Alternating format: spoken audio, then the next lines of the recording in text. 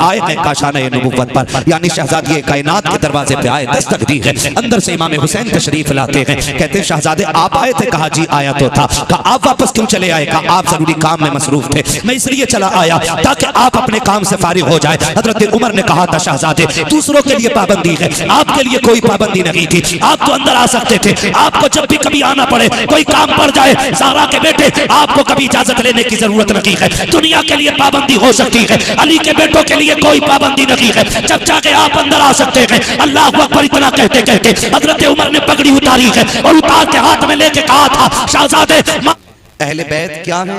ये हमें सहाबा ने बताया। किसने बताया? अहले बैत की इज्जत क्या है, ये हुजूर के सहाबा ने बताई। मैं चंद बातें बता के आगे बढ़ूं।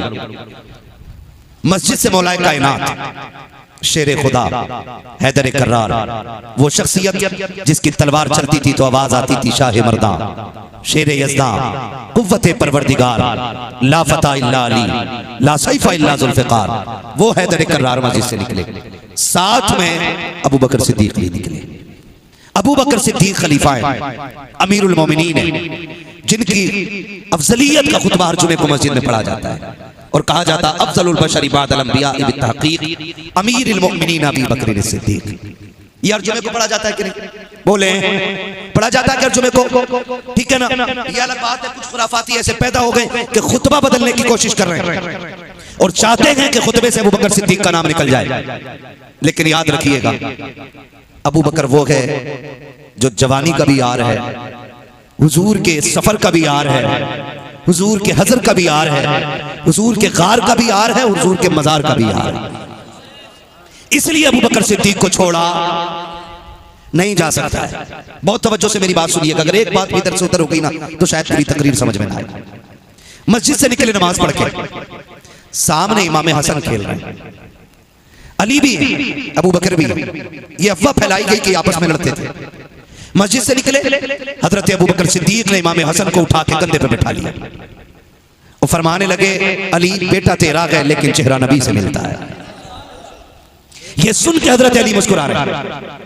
और यार गौर करें, जब बंदा कंधे पे आता है तो पैर कहां आते हैं? बोलो, सीने पे आएंगे ना। अबू बकर कौन है? अमीरुल मोमिनीन, खलीफा वक्त, मोमिनों के बादशाह। इमाम हसन कंधे पे, पैर कहां? बोलो जोर से, पैर कहां? किसी ने कहा अमीरुल मोमिनीन आप मोमिनों के बादशाह हैं, आप मोमिनों के हाकिम हैं, बच्चे को कंधे पे लेकर टहल रहे हैं। मुस्कुरा के कहा नादान तू नहीं देख रहा है मैंने किसको कंधे पे उठा के रखा है? फरमाइए वो है जिनको मैंने नबी के कंधे पे बैठे हुए देखा है। ये इज्जत किसने सिखाई? हजरत अबू बकर सिद्दीक। अब बात करें हजरत उमर फारूक आज़म की। ज्यादा झगड़ा इन्हीं दोनों से करते हैं ना लोग, कहते हैं जी अबू बकर उमर ने हक मारा है, लेकिन जानते उमर कौन है? उमर वो है जो आधी दुनिया का बादशाह है। 22 लाख मुरब्बा मील का मालिक है उमर, आधी दुनिया का बादशाह। किसी मुल्क के सफीर से बड़ी जरूरी बात अंदर बैठ के हो रही है और बेटे से कह दे रहे बेटा अंदर कोई नहीं आना चाहिए, यहां तक कि तुम भी नहीं आ सकते। अमीरुल मोमिनीन अपने बेटे को रोक दे रहे। कोई जरूरत पड़ी इमाम हुसैन आ गए, दरवाजे पे हजरत उमर के बेटे खड़े। कहा उमर किधर है? अमीरुल मोमिनीन कहा अंदर है। कहा तुम यहां क्यों खड़े हो? उन्होंने बता दिया कि मुझे अंदर जाने की इजाजत नहीं। कहा क्यों? कहा कोई जरूरी बात हो रही है। तो कहने लगे ठीक है फिर मैं भी अंदर नहीं जाता। हजरत उमर के बेटे ने कहा आप तो जा सकते हैं ना, आपको मना नहीं किया। कहने लगे कोई बात नहीं, जब बेटे को जाने की इजाजत नहीं, हो सकता बड़ी जरूरी बात हो, कोई बात नहीं, ज़ोहर में मस्जिद में मुलाकात हो जाएगी। बहुत गौर से सुनिएगा। ये कह के इमाम हुसैन लौट आए। अब हजरत उमर बाहर निकले, लंबी और गहरी सांस लेके कहते बेटे कोई आया था? लंबी सांस लेके कहते बेटे कोई आया था? कहा अब्बा जी हाँ, आपको कैसे पता? कहा खुशबू बता रही है नबी के चमन का कोई फूल आके गया है। खुशबू बता रही है। भाई प्लीज मेहरबानी करें, तवज्जो है सारे लोगों को। मैं इस तरह का मिजाज नहीं रखता हूं गुफ्तगू करने का, डिस्टर्ब ना करें। जिसे जाना एक बार उठ जाए, जिसे नहीं जाना वो बैठा रहे। बात भी करनी है यहाँ तो बिल्कुल ना करें। तवज्जो है सारे लोगों को। कहने लगे लगता है कोई शहजादा के गया। कहा जी बाबा कौन? कहा ज़हरा के लाल आए थे। हुसैन आए थे, कहा फिर अंदर क्यों नहीं भेजा? कहा बाबा वो मुझसे कह के चले गए ज़ोहर में मुलाकात कर लेंगे। इतना सुना हज़रत उमर फारूक आज़म उल्टे पैर पलट गए, कहा उनको अंदर भेज दिया जाता। अल्लाह अकबर। आए गए काशाने नबुव्वत पर, यानी शहजादी कायनात के दरवाजे पे आए, दस्तक दी है। अंदर से इमाम हुसैन तशरीफ लाते हैं, कहते हैं शहजादे आप आए थे? कहा जी आया तो था। कहा आप वापस क्यों चले आए? कहा आप जरूरी काम में मसरूफ थे, मैं इसलिए चला आया ताकि आप अपने काम से फारिग हो जाए। हज़रत उमर ने कहा था शहजादे दूसरों के लिए पाबंदी है, आपके लिए कोई पाबंदी नहीं थी, आप तो अंदर आ सकते थे। आपको जब भी कभी आना पड़े, कोई काम पड़ जाए, ज़हरा के बेटे आपको कभी इजाजत लेने की जरूरत नहीं है। दुनिया के लिए पाबंदी हो सकती है, अली के बेटों के लिए कोई पाबंदी नहीं है, जब चाहे आप अंदर आ सकते हैं। अल्लाह अकबर। इतना कहते कहते हज़रत उमर ने पगड़ी उतारी है और उतार के हाथ में लेके कहा था शहजादे माफ कर देना, कोई खता हो गई हो तो। आंख में आंसू है, आधी दुनिया का बादशाह है। इमाम हुसैन ने कहा था अमीरुल मोमिनीन रोने की वजह क्या है? कहा शहजादे आपको क्या लगता है ये पगड़ी हमारी मेहनत की वजह से है, ये हुकूमत हमारी जंगों की वजह से है? कहा नहीं, कहा ये जो इज्जत मिली है ये तुम्हारे नाना के चूतियों के सदके में अता की गई है। सलामत। शुक्रिया जी, सलामत।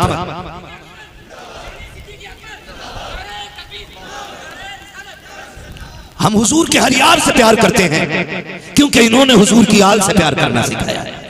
और अगली बात कर दूं, नबी का गनी भी बेमिसाल है, नबी का अली भी बेमिसाल है। अगर एक एक साथ में तबसरा करूं तो घंटे नहीं, कई रातें चाहिए, कई रातें चाहिए। लेकिन इतना बताना चाहता हूं, हुजूर के एक सहाबी हैं हजरत अमीर माविया रज़ी अल्लाह ताला। हम सुन्नी लोग हैं, यजीद के कारनामों का जिम्मेदार हम हजरत अमीर माविया को नहीं मानते। जिनका यह अकीदा वही बोले सुभान अल्लाह, बोले जोर से। रईसुल अत्किया सरकार वैस मुस्तफा वास्ती दामदल्लाहु अली फरमाते हैं कि बुजुर्गों ने बड़ा काम किया। अरब का यह दस्तूर था कि हर शख्स के नाम के साथ बाप का नाम लिया जाता था, लेकिन यजीद वो मलून शख्स है जिसके नाम के साथ बाप का नाम बुजुर्गों ने नहीं जोड़ा है।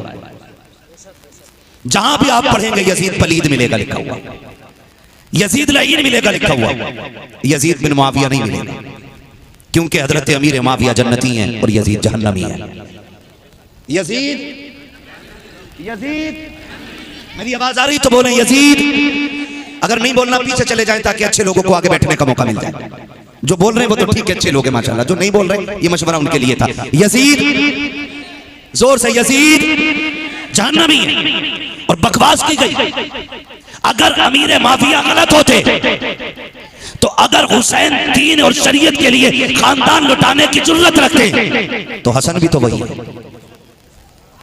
इमाम हसन ने सुलह करके बता दिया कि अमीर माविया से जंग नहीं होगी, और हुसैन ने जंग करके बता दिया कि यजीद से सुलह नहीं की जा सकती है। ये बात याद रखिएगा। सुलह करके हजरत अमीर माविया आप मुल्क के शाम में, किसी ने कहा जी मैं हज के लिए जा रहा हूं, आपने फरमाया हज करने जा रहे हो? कहा हाँ। कहा फिर तो मदीने भी जाओगे? अल्लाह करे हलाली लोग इस बात पर सुभान अल्लाह बोले, इसलिए कि अमीर माविया उन्हीं को हजम नहीं होते जिनकी नस्ल खराब हुआ करती है। बहुत गौर से मेरी बात सुनिएगा। मैं हिंदुस्तान के कोने कोने में डट के बोलता हूं, आज तो फिर भी अपने इलाके में बोल रहा हूं। तो यहां डर के कब बात करने का मतलब ही क्या? रामपुर हो, मुरादाबाद हो, बरेली हो, ये तो मेरा अपना इलाका है। हाँ, दुनिया के जिस कोने में भी जाता हूं खुल के बात करता हूं, इसलिए कि हमारे पास चोरी का दीन नहीं, इमाम अहमद रजा की तिजोरी का दीन है। हम छुपा के बात नहीं करते, छाप के करते। हमने हुसैन को सिर्फ ये जाना कि हुसैन जवान हुए करबला में आ गए, नहीं, हुसैन वो है जिसने 25 साल मस्जिद नबवी में बैठ करके हुजूर की हदीसें पढ़ाई है। ये भी किरदार मेरे हुसैन का। कितने साल? 25 साल। आज जिस जमीन को जन्नत की क्यारी कहा जाता है, आज जहां 2 रकात पढ़ने पर बंदा फख्र महसूस करता है, उस जमीन पे 25 साल बैठ के मेरे हुसैन ने हुजूर की हदीसें पढ़ाई है। कितने साल? 25 साल। अगर 10 साल हिफ्ज़ की दरसगाह कोई संभाल लेता है तो कहता जी मैं कामयाब उस्ताद हूँ। अगर 10 साल दरस निज़ामी कोई पढ़ा दे कहता मैं अच्छा काबिल उस्ताद हूँ। अगर मंतिक कोई 10 साल पढ़ा ले अपने आप को मंतिकी कहलाता है। अगर फलसफा 10 साल पढ़ा ले फलसफी कहलाता है। साइंस पढ़ाने वाला 10 साल में अपने आप को साइंटिस्ट कहने लग जाता है। हुसैन तेरी अजमत को सलाम, तू तो वो है जिसने जन्नत की क्यारी में बैठ करके 25 साल तक हुजूर की हदीसें पढ़ाई है। अब खुदा की कसम हुसैन वो है जो जन्नत में बैठ करके जन्नत की बातें बताता रहा। फिर हम क्यों ना कहें तेरी नस्ल पाक में है। बंद हो गया कोई साउंड आपका? तू है ने नूर तेरा सब घराना नूर का। मैं हज़रत अमीर माविया के हवाले से बात कर रहा हूं। ये बात याद हो गई ना सबको? रियाजुल जन्ना नाम सुना है? रियाजुल जन्ना ये वो है जिसे मेरे नबी ने फरमाया कि मेरे हुजरे और मेरे मिंबर के बीच की जितनी जगह ये सारी जन्नत की क्यारी है। ये जन्नत की क्यारी है। 25 साल मेरा हुसैन उसमें बैठ के पढ़ाता है। मुझे तो गैरत आती, आज भी लोग वहाबियों के चाय मार देते हैं। हाँ गलत नहीं कह रहा हूं, रिश्ते भी कर दे रहे हैं। कह रहे हैं ऐसा लड़का ठीक ठाक था, इतनी लड़की बेबी। शर्म कर भाई, गैरत कर। रोटी के बगैर 60 साल कट जाएंगे लेकिन जन्नत के बगैर आखिरत कटने वाली नहीं है। इन यजीदियों कुत्तों का आज भी फतवा यह है माज़अल्लाह अगर हुसैन करबला से जिंदा भी लौट आते तो उनका कत्ल किया जाना वाजिब था। इन वहाबियों का आज भी यह फतवा। और हम इनमें चाय भी पी रहे हैं, नाश्ते भी कर रहे हैं। क्या हो गया? हाथी तो मिला लिया था। दुरंगी छोड़ दे एक रंग हो जा, सरासर मोम हो जा या सरासर संग हो जा, यकदरगीर मोकमगीर।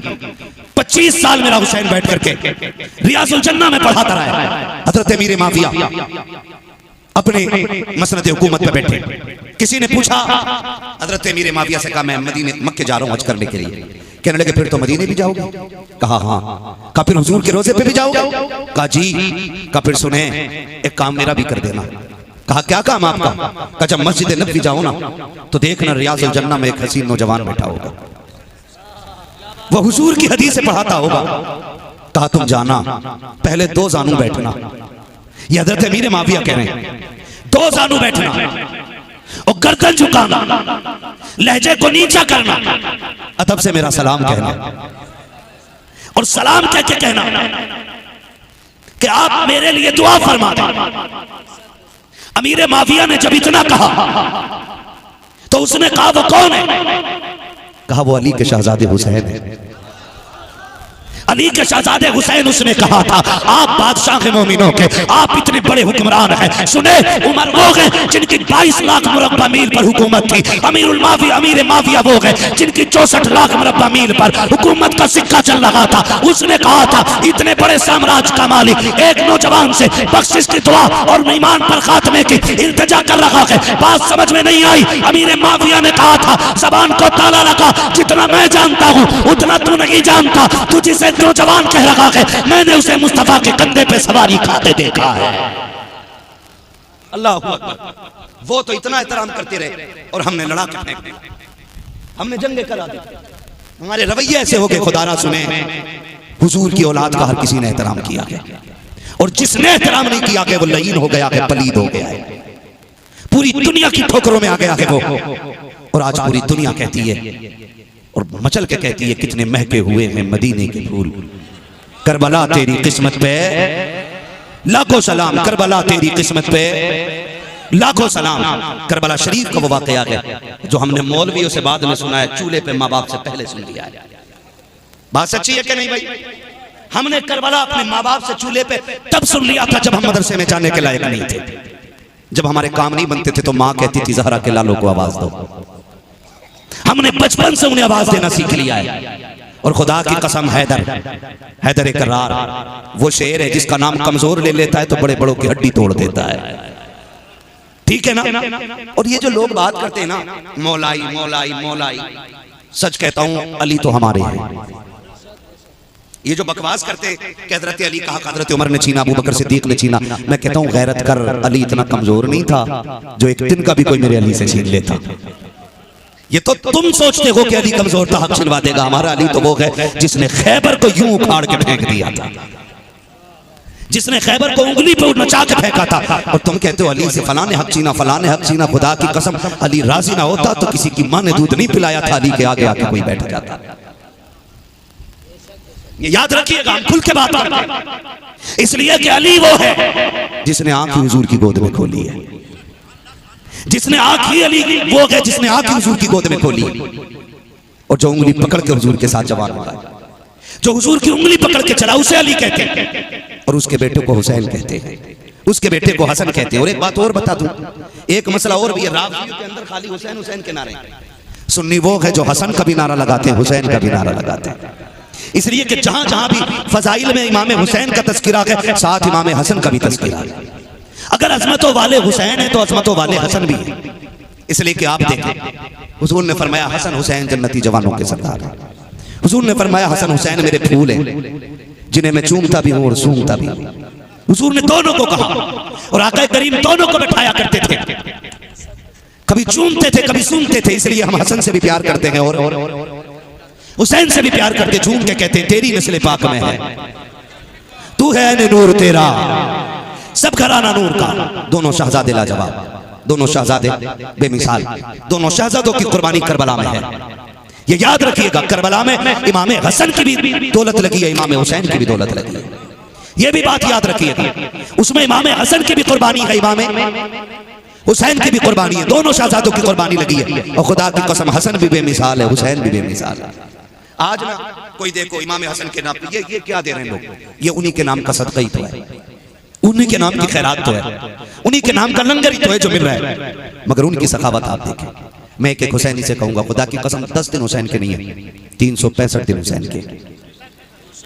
कितने दिन? 365 दिन हुसैन के। और 365 दिन की इबादतें, उनमें जो ख्यालात हैं, उनमें जो जोश और जज्बा है ना, वो सारा हुसैन का दिया हुआ है। तो हम सिर्फ 10 दिन हुसैन को मानने वाले नहीं कि जी हम आज कंगन पहन लें, कड़ा पहन लें, काले कपड़े पहन लें और ढोलक ले लें हाथों में और फिर 10 दिन भांग पी के या हुसैन के नारे लगाते हैं। हम वो गंदे लोग नहीं, हम तो वो लोग हैं जो कहते हैं 1000 बार बशो यम दहन से मुझको गुलाब उनूस नामे तू गुफ्तन कमाले बेअदबी। हम तो मुझको अंबर से मुंह धोकर भी उनके नाम लेने को सोचते हैं कि हम उनकी शान निशान उनकी इज्जत नहीं कर रहे। हमारा ये नजरिया। अब हसन हुसैन की आप जिंदगी देखिए, हसन भी बेमिसाल है, हुसैन भी बेमिसाल है। जानते हो हसन हुसैन ने 25 हज पैदल किए। बोले सुभान अल्लाह। कितने हज? कितना फासला है मक्के से मदीने शरीफ का?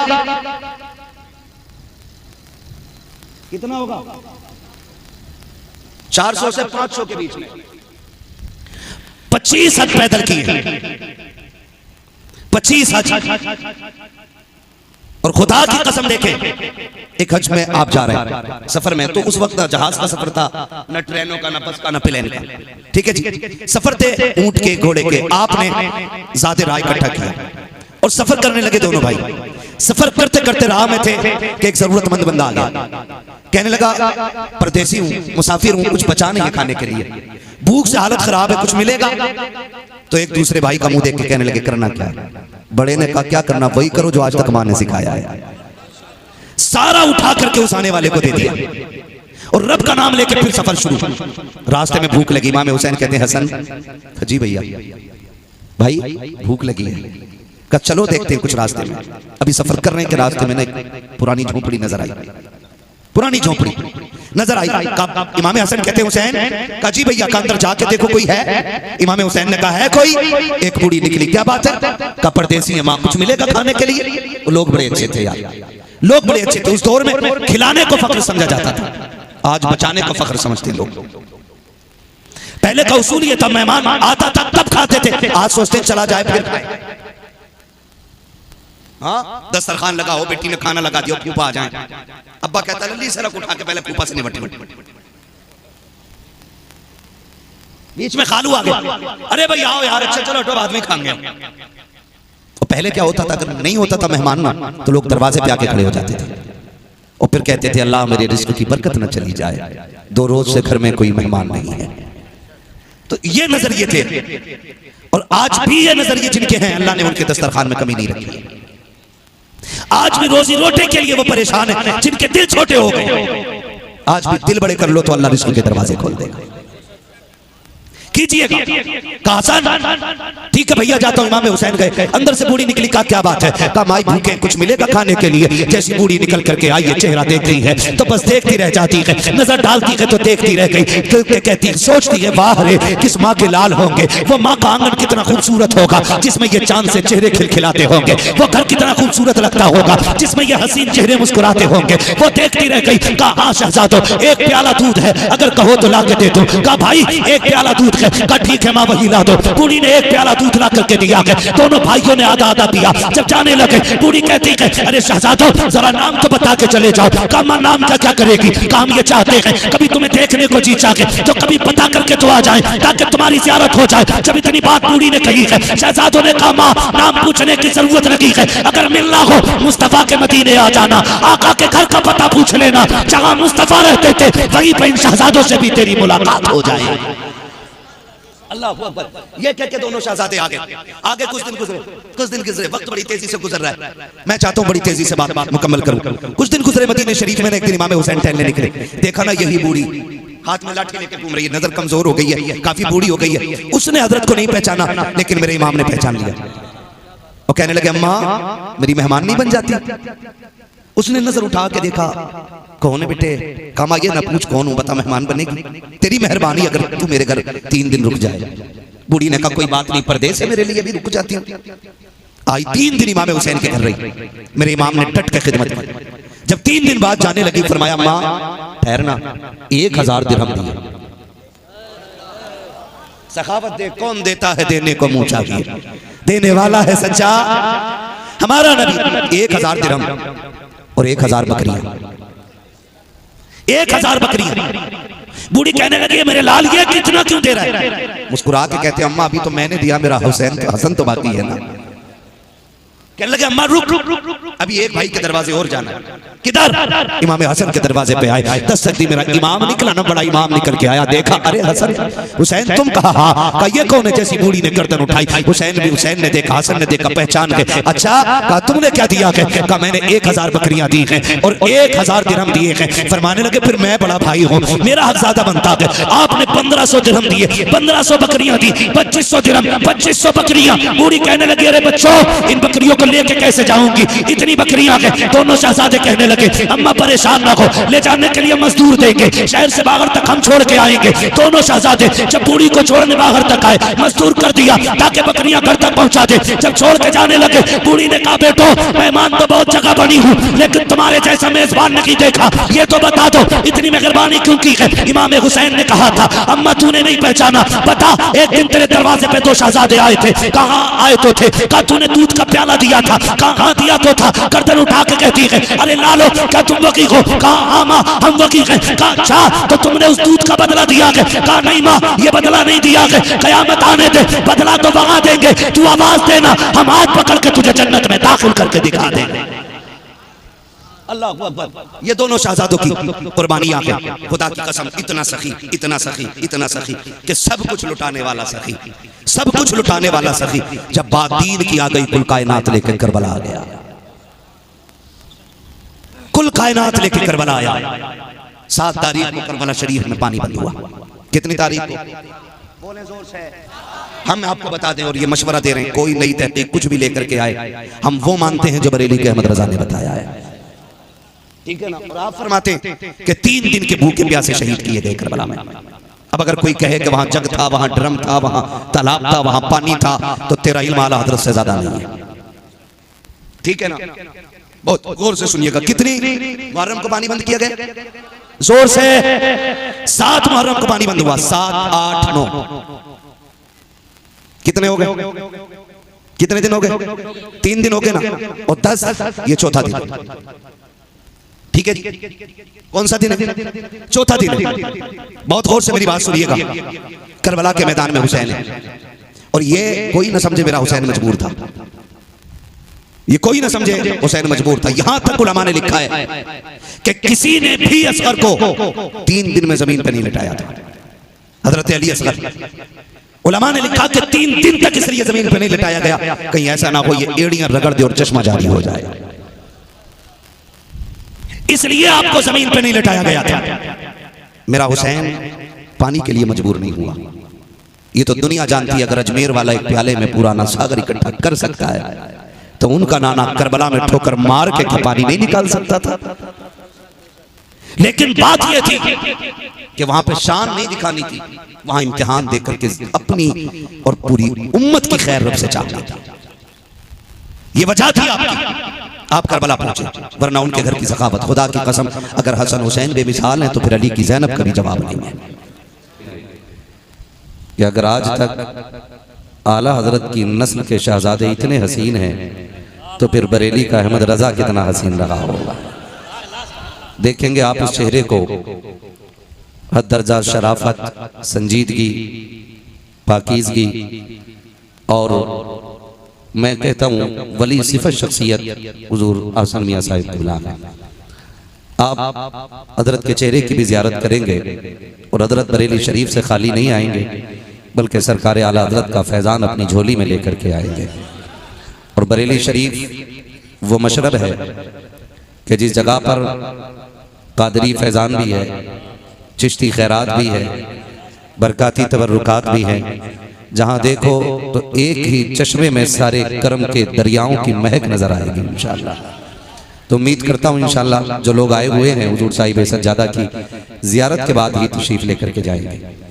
अभी बड़ी मेहनत के साथ नकीबुल हिंद भाई हसन रजा बरेलवी साहिब क़िबला बड़ी खूबसूरती के साथ अपनी शायरी भी सुना रहे थे और खुद ही अपने शेरों पे सुभान अल्लाह भी कह रहे थे। अपनी बात पे दाद देने के लिए भी बड़ा जिगर चाहिए, समझ रहे हैं ना। अपनी बात पर बंदा वही दाद दे सकता है जो अपनी बात पर 100% ये मोतमद हो और उसे कॉन्फिडेंस हो कि मैंने जो कहा है बिल्कुल सही कहा है। तो अभी एक एक बात नबी तोली भाई हसन रजा बरेलवी ने कही थी, उनसे पहले बड़ी खूबसूरत शायरी हमने बहुत पुराने शायर से बड़े नए और अछूते अंदाज में सुनी। दुनिया जिस मद्दाहे खैरुल अनाम को उस्मान हारूनी के नाम से जानती है, माशाअल्लाह बड़ा खूबसूरत पढ़ते भी हैं और अखलाक में भी अल्लाह ने खूबसूरत बनाया है। अल्लाह ताला इनकी उम्र में बेपनाह बरकत अता फरमाए। अब रह गई मेरी और आपकी बात। मौलाना उमर साहब क़िबला और ये हमारे तमाम तर ज़िम्मेदार उलमा ये मिंबर का वज़न संभाले बैठे हुए हैं, तो ये तो बैठे ही रहेंगे इंशाअल्लाह, क्योंकि इन्होंने बुलाया जो है हम लोगों को। अगर मेज़बान चला जाए तो मेहमान अकेला रह जाता है। आप बताइए, आप सुन के जाएंगे कि जाके सोएंगे? नहीं समझे क्या? मैंने कहा जाके सोएंगे अभी कि सुन के जाएंगे? सुन के जाएंगे। जितनी बड़ी भीड़ है 5 पैसे भर आवाज नहीं निकली। 1 बज रहा है, 1:20 सुई ऊपर निकल गई है। मुझे ये बता दो कि आप जाग रहे हैं। ये मुझे लग रहा है ये रुमाल जितने डाले बैठे हैं ये सारी कमेटी वाले। असल में हमारी कौम ये सोचती है कि चंदा भी यही करें, इंतजाम भी यही करें, तारीखें भी मौलवियों की यही लें, उन्हें रिसीव करने भी यही जाएं, उन्हें खाना भी यही खिलाएं, उन्हें मिंबर पे भी यही लेके आएं, उनकी बातों पे सुभान अल्लाह भी यही कहें और जाते टाइम उन्हें नजराना भी यही दें। बाकी हम तो सुभान अल्लाह कहने के लिए भी तैयार नहीं है। यही गुमान लेके बैठे हैं ना। अगर ये नजरिया आपका हो तो एक बात ज़हन नशीन कर लें, मिलेगी जन्नत पिएगा कौसर, उसी को महशर में चैन होगा, नमाज उसकी कबूल होगी कि जिसके दिल में हुसैन होगा। जो नहीं बोला मैं नहीं समझता हूं कि वो आया क्यों है। चुप रहने वाले बंदे का तो घर चला जाना बेहतर था, इसलिए कि ये मेरी महफिल नहीं है, ज़हरा के लालों की महफिल है। और याद रखिएगा, महबूब की महफिल को महबूब सजाते हैं, आते हैं वही जिनको सरकार बुलाते हैं। मैं किसी कंजूस से दाद लेना नहीं चाहता और ना मुझे किसी बखील तबीयत के बंदे से सुभान अल्लाह की उम्मीद है। मैं उस सखी की महफिल में आके बैठ गया हूँ जिसकी चौखट से आज तक कोई खाली लौटाया ही नहीं गया है। और मेरा इमाम कहता है कौन देता है देने को मुंह चाहिए। ये इधर मोहल्ले वाले नाराज हैं, भाई कुर्सी इधर इसलिए पड़ गई कि बीच में ये बंदा आ रहा है। आप ये ना सोचे मौलवी उन्हीं का ही है ना। कहो तो आधा घंटा इधर बोल लें, आधा घंटा उधर बोल लें, सलाम बीच में खड़े होकर पढ़ लेंगे। क्या राय आप लोगों की? देखिए मैं आपको बता दूं, मैं देखूं न देखूं, उमर भाई देखें न देखें, उस्मान भाई देखें न देखें, ये उलमा पहचाने या न पहचाने, जिन शहजादों की महफिल में बैठे हो ना, उनकी माँ ज़हरा भी देख रही है, उनके बाबा हैदर कर्रार भी देख रहे हैं। तो आप मुझे दिखाने के लिए कतई न बोलें। मुझे सुनाने के लिए भी बिल्कुल ना बोले। कोशिश ये करें नजफ में हैदर कर्रार राजी हो जाएं, मदीने में अहमद मुख्तार राजी हो जाए। ठीक है ना? अब उम्मीद है इंशाअल्लाह आप लोग दिल थोड़ा नहीं करेंगे। ठीक है ना? आधे मौलवी आपकी तरफ है, आधे मौलवी इधर, वरना लगाया तो सभी के लिए पिंडाल है ना। क्या राय आप लोगों की? जलसा सभी का है कि खाली कमेटी वालों का है? जोर से बोलो। ये पीछे वाले हाथ क्यों नहीं उठा रहे? दूसरे की जेब में डाले बैठे हैं क्या? ये भी बड़ा मसला है। जेबों का ख्याल रखो भाई, और हाथ देख भाल के नीचे डाला करो। जज्बात में नारे तकबीर अल्लाहु अकबर, किधर भी जा सकता है, उससे कोई मसला नहीं। बहरहाल आपसे मेरी गुजारिश है, मुझे सच्ची सच्ची बताएं, जलसा सिर्फ कमेटी वालों का है कि सबका है? जो बोल गए अल्लाह उन्हें ज़हरा के लालों का सदका अता करे, और जो नहीं बोले गए अल्लाह उनकी ज़बान में बोलने की ताकत अता करे। हम बद्दुआ तो कर नहीं सकते, इसलिए कि नबी ने दुआएं मांगी उम्मत के लिए, फिर उम्मती को क्या हक पहुंचता वो किसी के लिए बद्दुआ करे। मैं आपको सच बता दूं ना, घर में एक फंक्शन करना होता ना, बेटे का अकीका, और मेहमान आते हैं 25-30, पूरा परिवार बेहोश होने लग जाता है। एक अकीके के अंदर 25-30 मेहमानों को लेकर के ना पूरा परिवार चक्कर काटने लग जाता है। मैं कहता हूं मुबारकबाद दो इन कमेटी वालों को, जिन्होंने 25-30 नहीं हजारों के बैठने का इंतजाम किया, और इतना खूबसूरत इंतजाम किया है कि किसी को कोई शिकायत नहीं। मैं तो देख रहा हूं कि बीच बीच में कई कूलर लगे हुए हैं पीछे तक। बड़ा अच्छा इंतजाम कमेटी वालों ने किया है, कई सारे कूलर लगे हुए हैं। अगर फिर भी बंदा सुभान अल्लाह ना बोले ना, तो फिर उससे बड़ा बेगैरत कौन हो सकता है? इतना अच्छा इंतजाम। और जबकि मैं जानता हूं हम रोज जलसे करते हैं, लेकिन अल्लाह का शुक्र है, मैं ऑन द रिकॉर्ड ये बात बोल रहा हूं, 10 साल हो गए, आज तक मैंने बिना उज़्र शरीक के कोई जलसा नहीं छोड़ा है। आज तक मैंने किसी जलसे वाले को धोखा नहीं दिया। जहां भी ये बात होती है कि जी वादा करके आया नहीं, सच ये होता है कि बीच का बंदा हाथ मार जाता है, तारीफ हुई नहीं होती है, और वो पैसा लेके खा जाता है। फिर कहते थे जी वो आए नहीं। मैंने आज तक एक भी जलसा, क्यों आज तक मैंने, पहली बात तो ये कि हुजूर ने फरमाया मोमिन जब वादा करता है तो पूरा करता है, और दूसरी बात ये है कि ये जो जलसा हुआ है ना, टेंट कब लगा आपके यहाँ? बोले क्या नाम है गांव का? रामपुरा भूपत नगर। इस रामपुरे के कितने लोग इधर हाथ उठा के बता दें? जी हैं, सलामत रहे, सलामत रहे भाई, जीत गए, हाथ नीचे कर ले माशाल्लाह। तो अब बताएंगे ना पिंडाल कब लगा है? कल लगा है। मौलवी कब आए? सलाम कब होना है? अभी थोड़ी देर बाद सलाम हो जाएगा। जलसे की उम्र कितनी है? एक रात की, या जब से पिंडाल लगा तब से? नहीं, जलसे की उम्र तब से होती है जब से तारीख मुकर्रर की जाती है। कब से होती है? जब से तारीख मुकर्रर की जाती है तब से जलसा शुरू हो जाता है। अगर कराने वाले जलसे को तारीख मुकर्रर कर देते ना, तो एक लोड आता है साहब कि भाई तारीख हो गई है, जलसा कराना है।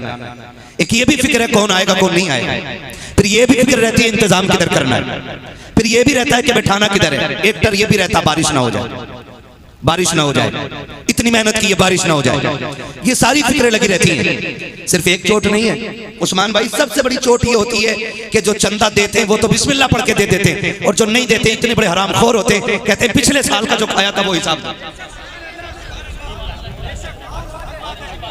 ये हर जलसे की कहानी है, ये सबसे बड़ी चोट होती है। बोले जी पिछले साल के जलसे का हिसाब दो। मैं कहता हूं कमेटी वालों, जब भी कोई हिसाब मांगे ना, उससे कहना जितना खर्चा हो सारा दे, पिछला हिसाब हम देने तैयार हैं। मैं जानता हूं, और हम पलटते नहीं बेजान किताबों के वरक, हम वो पढ़ते हैं जो चेहरों पे लिखा होता है। ये बात सीधी सी है कि जो देता है ना मदरसों में, जलसे में, मदरसे में, मस्जिद में पैसा, वो कभी हिसाब की बात नहीं करता, और जिसे देना नहीं होता है ना, वो पूरी काबिलियत दिखा के कहता पिछले साल खा गए थे, उसका हिसाब नहीं हुआ। मैं आपसे ये कहूंगा कमेटी वालों, अगर कोई आपकी टांग खींचे तो दिल थोड़ा ना करना, इसलिए कि हमें अजर जो है ना दुनिया वालों से नहीं, मदीने वाले से लेना है। क्या राय आपकी, किससे लेना है? अच्छा, कितने लोग इस बात के साथ उनके जलसे होते रहने चाहिए? जरा हाथ उठा के बता दें। अब देखो किसका नहीं उठा हाथ, उसका नाम याद कर लो, कल रजिस्टर चेक करना, पैसे ही नहीं दिए। अब भी इसलिए बैठा होगा, देखते मौलवी क्या बोल के जाएगा। सुन भाई, बात सीधी सी है, मौलवी अपने बाप की नहीं रसूल पाक की बात करने के लिए आया है। अपने बाप की नहीं, रसूल पाक की बात करने के लिए आया हूं। वरना सच्ची सी बात है यार, कमेटी वाले हैं सारे यहीं पर हैं, सारे कमेटी वाले भाई सारे हैं। अच्छा खड़े हो सकते हैं आप अपनी अपनी जगह, खड़े हो सकते हैं। इधर मुंह कर लेंगे, इधर मुंह कर लेंगे, इधर मुंह दिखा भाई, घूम जा भाई, पूरा गर्दन घुमा रहा है खाली। देख लिया आपने कमेटी वाले। मेरा एक सवाल आपसे है कि इन लोगों ने मदरसा जलसे का चंदा भी किया होगा। अब आप बैठ जाइए, मेहरबानी आपकी, बैठ जाइए। किया होगा चंदा इन्होंने? नहीं बोले चंदा किया कि नहीं? होगा कि तुम्हारे घर नहीं गए लेने? यकीनी तौर पे इन्होंने चंदा किया होगा। इसमें कितने लोगों ने ये भी बात कही होगी, नहीं है जी कल आ जाना, कल आ जाना, फिर दे देंगे, फिर दे देंगे। किसी ने ये भी कह दिया होगा नहीं हमारे पास। किसी ने 10 रुपए दे के कहा होगा यार तुमने तो तरीका ही बना लिया साल के साल यही करने का। मैं पूरी जिम्मेदारी के साथ कहता हूं, इनमें से एक भी भिखारी नहीं होगा। है कोई भिखारी किसी मजार पे जुमेरात में देखा? मस्जिद के दरवाजे पे जुमे के दिन कभी नहीं देखा ना।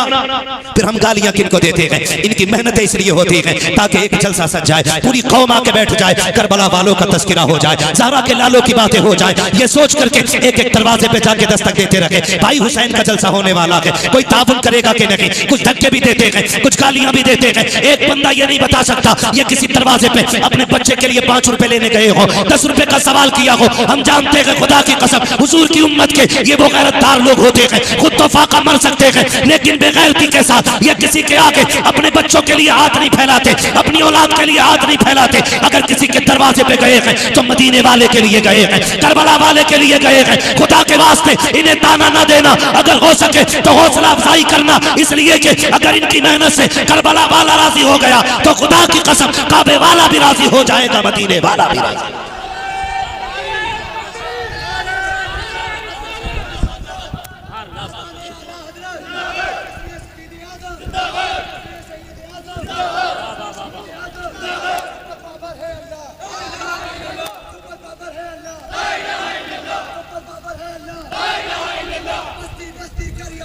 ताजुल शरीयत तवज्जो है सारे लोगों की। ये जलसे कराया गया, जरूरी नहीं है हम आए या और कोई नाम ची आए, नहीं, जलसा तो होना ही चाहिए, होना चाहिए। इसलिए कि फरमाया गया जो इन महफिलों में आके बैठ जाता है खुदा उसके सारे गुनाह माफ फरमा दिया करता है। ये इन महफिलों की बरकतें होती हैं और इसी महफिल के सहारे हमें अपनी तारीख भी याद होती है, हमें अपने मोहसिनों के एहसान का भी पता चलता है, हमें अपने दीन की बातों का भी पता चलता है। उम्मीद करता हूं इंशाअल्लाह हम कभी अच्छे काम करने वालों की टांग नहीं खींचेंगे, नहीं खींचेंगे ना इंशाअल्लाह, नहीं खींचेंगे। तकरीबन 15 या 16 साल हो गए ये जलसा होते हुए। शहीद आजम कॉन्फ्रेंस, ये ज़हरा के लालों की मजलिस 15-16 साल से लग रही है और सिर्फ एक उम्मीद है यार, एक उम्मीद है। क्या दे दोगे यार? 2 जुमले बोल दोगे आप बाद में, बड़ी मेहनत की है बस, इससे क्या घर चलेगा इनका, इससे खर्चा चल जाएगा इनका, इससे क्या होगा, इनका लेवल ऊंचा होगा। तेरे मेरे कहने से कुछ नहीं होगा। फिर इतनी मेहनत क्यों करते हैं?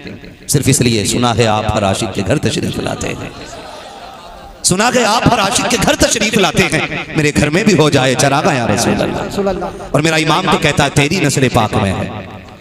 सारे बरेलवी बैठे ना, सुले कुल्ली तो नहीं है कोई यहाँ पे, और खिचड़ी हो तो निकल लेना, आला हज़रत का बेटा आने वाला है, वरना बिना करंट के 11,000 का झटका लगेगा, है ना। सारे बरेलवी हैं तो फिर पढ़े तेरी नस्ल पाक में है। बच्चा देखे कारी साहब, देखे खुदा की कसम सिर्फ मिंबर वाले नात नहीं पढ़ते, ये नीचे वाले भी हुजूर की नात पढ़ रहे हैं। और मैं तो कहता हूँ नात पढ़ा करो, मजदूर भी, किसान भी और कारीगर भी, साइंटिस्ट भी, मास्टर भी, टेलर भी, इंजीनियर भी, मैं कहता हूँ सारे हुजूर के सना खान बनो। आप कहोगे हम पूरी अदाई की बख्शिश कैसे याद करें? तो जरूरी नहीं पूरी अदाई की बख्शिश याद हो। मैं कहता हूँ एक शेर ही याद कर लो हुजूर की नात का, उठते बैठते उसे ही पढ़ना शुरू कर दो। खुदा की कसम उम्मीद है जब क़यामत में हसन बुलाए जाएंगे तो साथ में बरेली के अहमद रजा खान भी बुलाए जाएंगे, और जब बरेली के अहमद रजा खान आएंगे तो फिर उन मुस्तफ़ा के सारे सना खान चले आएंगे। आप सोच रहे होंगे लो जी एक शेर पढ़ के ये तो कहाँ ले जा रहा है। मैं समझता हूँ, सुने, मुझे याद है आज तक वो तारीख, मिस्र में हजरत यूसुफ की बोली लगी कि नहीं? मिस्र के बाजार में हजरत यूसुफ की बोली लगी। कारी आरिफ साहब बड़े बड़े अमीर अपनी दौलत लेकर के आए, बादशाहों ने तिजोरियों के दरवाजे खोल दिए, हीरे जवाहरात कम पड़ गए थे, यूसुफ का हुस्न फिर भी ज्यादा हो गया था, कोई खरीदने के लायक नहीं बचा था। बड़े बड़े अमीरों ने दौलतों के ढेर लगा दिए। उन्हीं खरीदारों की भीड़ में ना एक बूढ़ी औरत भी आ रही थी। लोग तमाशाई बने खड़े थे, देखे कौन खरीदेगा। बूढ़ी आई, हटो बच्चों का शोर हुआ। वो किधर जा रही है अम्मा? कहा तुझे पता नहीं लगता यूसुफ की बोली लग रही? तो किसी ने हंस के कहा तू क्या करेगी? कहा मैं भी यूसुफ को खरीदने आई हूं। हैरत से देखा किस चीज से खरीदेगी? तो उसके हाथ में धागों की अटिया। अटिया समझते? बड़े बूढ़ों से पूछ लेना, जो चरखे काते जाते थे उससे धागे बनते थे, अटेरन होती थी, फिर उसके गुल्ले बनते थे, फिर पूरे लच्छे औरतें बना लेती थी, उसको धागे की अटिया कहा जाता है। उसने कहा मैं सारी अटियां लेके आ गई। किसी ने हंस के कहा तेरे धागों की औकात क्या है? वो देख अज़ीज़ मिस्र की पूरी खजानों की कुंजियां आ गई हैं और यूसुफ का मौल नहीं लग रही है। उसने कहा हट पगले, खरीदारों की लाइन में खड़ा तो हो जाने दे। कहा क्या करेगी? धागे लेकर के आई है। उसने कहा चलो, तुम नहीं जानते हो जहां करोड़पति खड़े हैं, अरबपति खड़े हैं, वहां मुझ गरीब को भी खड़ा होने दो। कहा यूसुफ तो नहीं खरीद सकेगी। कहा बेशक मेरे पास इतनी दौलत नहीं है, लेकिन इतना जानती हूँ जब अल्लाह क़यामत में यूसुफ के खरीदारों को इज्जत अता करेगा तो जहां बादशाहों का नाम आएगा वहां मुझ जैसी गरीब बूढ़ी का भी नाम आ जाए। नारे तकबीर, नारे रिसालत, जिक्र शहीद आज़म हज़रत अल्लामा मुफ्ती अहमद रज़ा साहिब मुरादाबादी जिंदाबाद। है तवज्जो सारे लोगों की?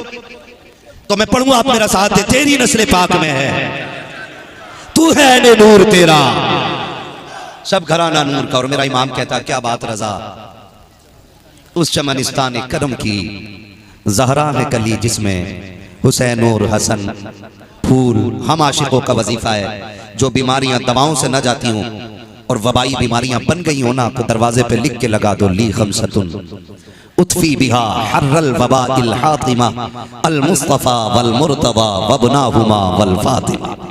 अगर ये दरवाजे पे लिख के लगा दो तो बलाएं दरवाजे से लौट जाया करती है। हाँ क्यों ना हो, मेरे इमाम ने कहा था जिनके तलवों का धोबन है आबे हयात। खुदा का शुक्र है उसने हमें सुन्नी बरेलवी बनाया है। क्या बनाया है? जोर से इधर वाले भी बोले क्या बनाया है?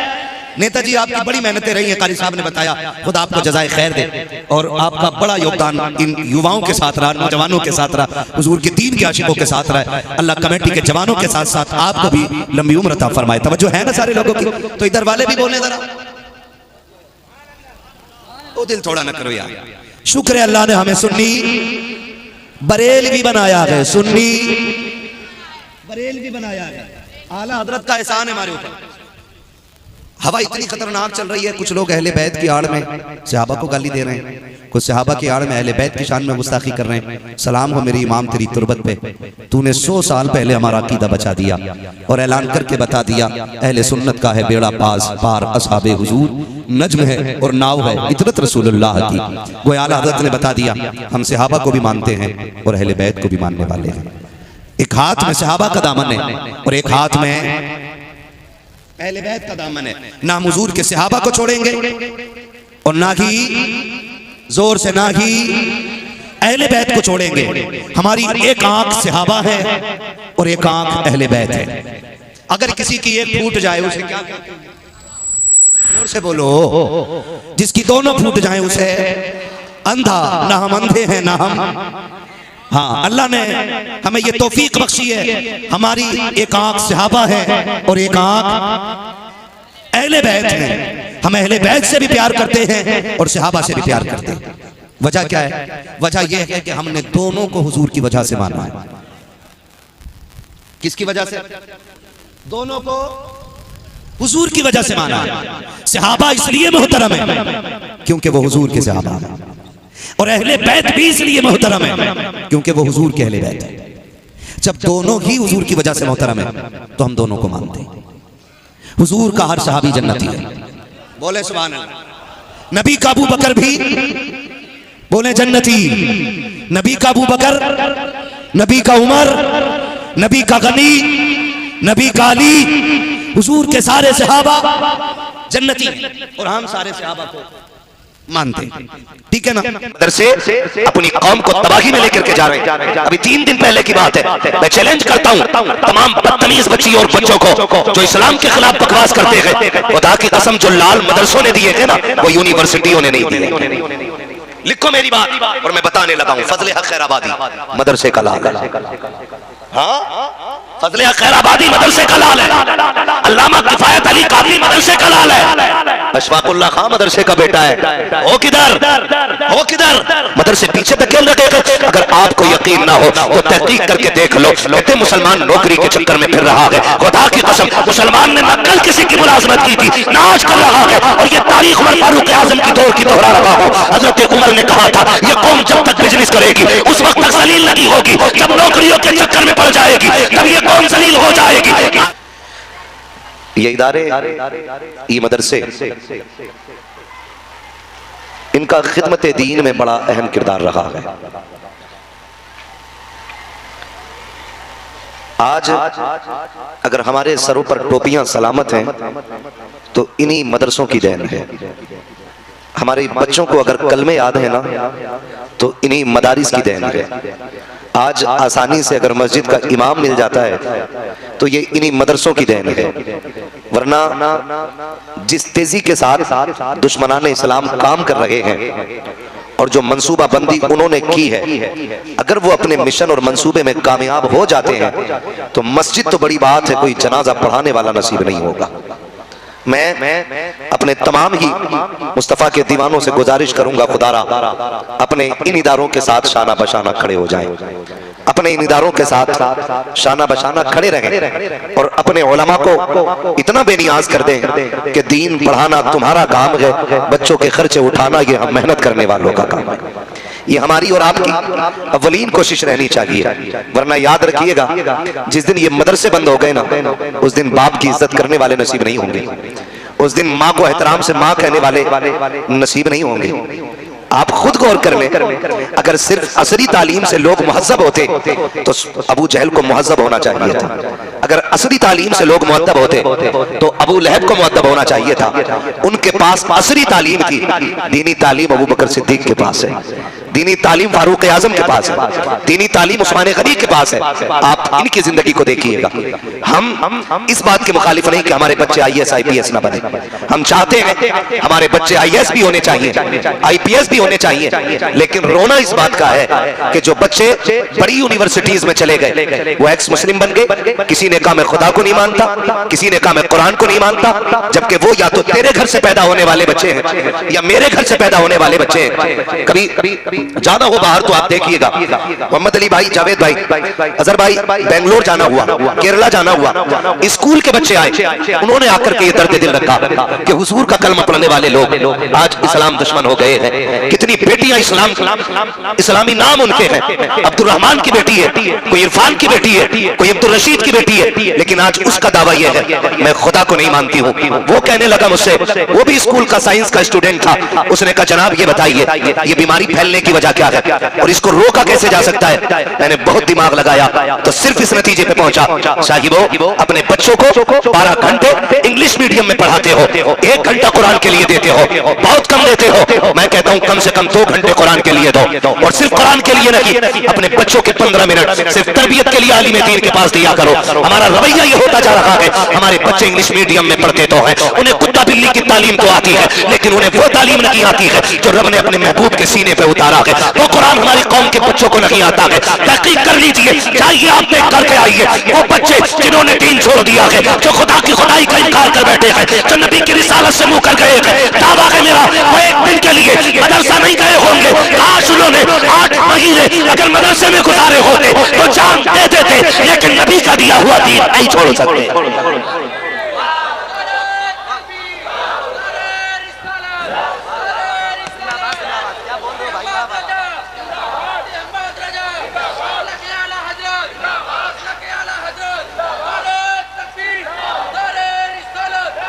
हमारे बच्चे मदरसे जाए क्यों?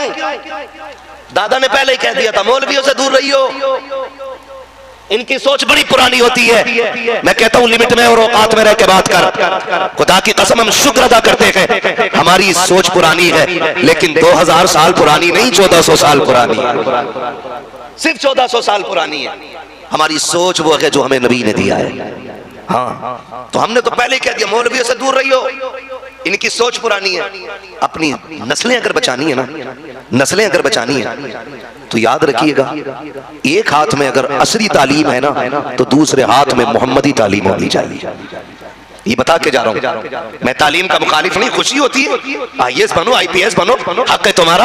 अब हम भी जानते हैं ये दौर बारूद और बम का नहीं है, अब दौर कलम का आया है। वो कौम आगे जाएगी जिसके हाथ में कलम होगा, ये भी सोच लीजिए। वो कौम आगे जाएगी जिसके हाथ में कलम होगा। एक बदतमीज शाइस्ता या शगुफ्ता नामी सोशल मीडिया पे आके बकवास करती है।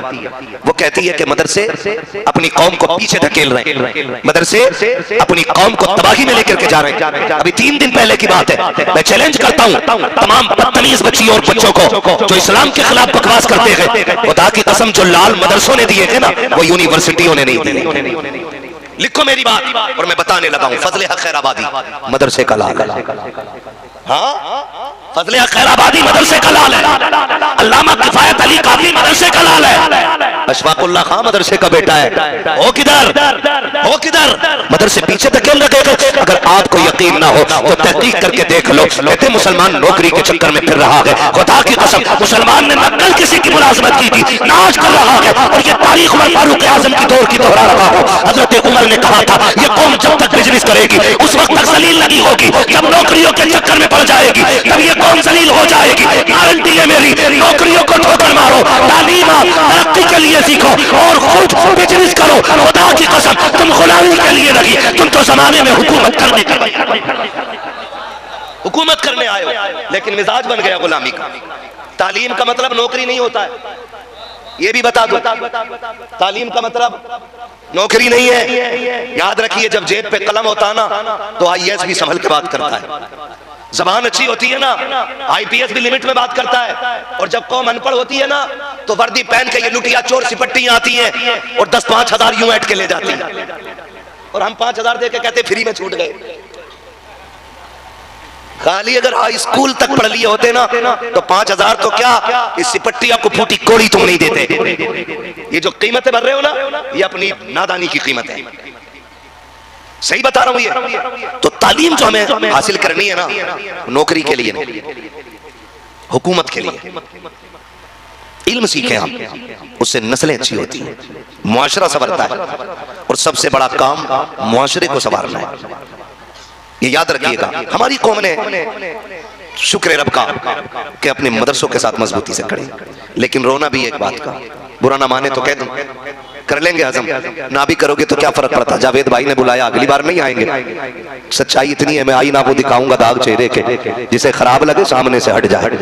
और सुन ले, मैं पहले बता दूं हम बरेली वाले लोग हैं, हम बरेली वाले लोग हैं और हम अकीदे के बड़े पक्के लोग हैं। और ये बरेलवियों की खासियत है, हम वलियों से भी प्यार करते हैं, हुजूर के सहाबा से भी प्यार करते हैं, हुजूर के तमाम गुलामों से प्यार करते हैं। ये हमारी पहचान है। मगर आपसे एक बात कहूं, अभी के जो हालात है ना, अभी के हालात ऐसे हैं कि बच्चियां मुर्तद हो रही हैं, बच्चियां मुर्तद हो रही हैं। हमारे जलसों में 20-20, 50-50 हजार की भीड़ हो रही है, लेकिन बच्चियों का इर्तिदाद बंद नहीं हो रहा है। और फिर लोग कहते हैं मौलवी लोग कर क्या रहे। मैं आपसे एक बात अर्ज करूं मेरे भाई, ठंडे दिमाग से सोचना। हम बच्चियों की तालीम के भी मुखालिफ नहीं। हम तो एक बात कहते हैं तालीम औरतों की जरूरी तो है, मगर खातून खाना हो वो सबा की परी ना हो, खातून खाना हो वो सबा की परी ना हो। हम तालीम के मुखालिफ नहीं। लेकिन एक बात कहना चाहता हूं, ये जो बच्चियां मुर्तद होना शुरू हुई है ना, इसमें 2 सबब सबसे बड़े हैं। एक तो ऑनलाइन तालीम और दूसरा स्कूल के ऐबों पे ट्यूशन के नाम पे बांधी जाने वाली पट्टी। इन 2 चीजों ने बेड़ा गर्क कर दिया हमारी कौम का। ऑनलाइन पढ़ाई ये छोटे फोन पे हो नहीं सकती, जाहिर है मल्टीमीडिया फोन चाहिए था, उस पे आजादी मिली।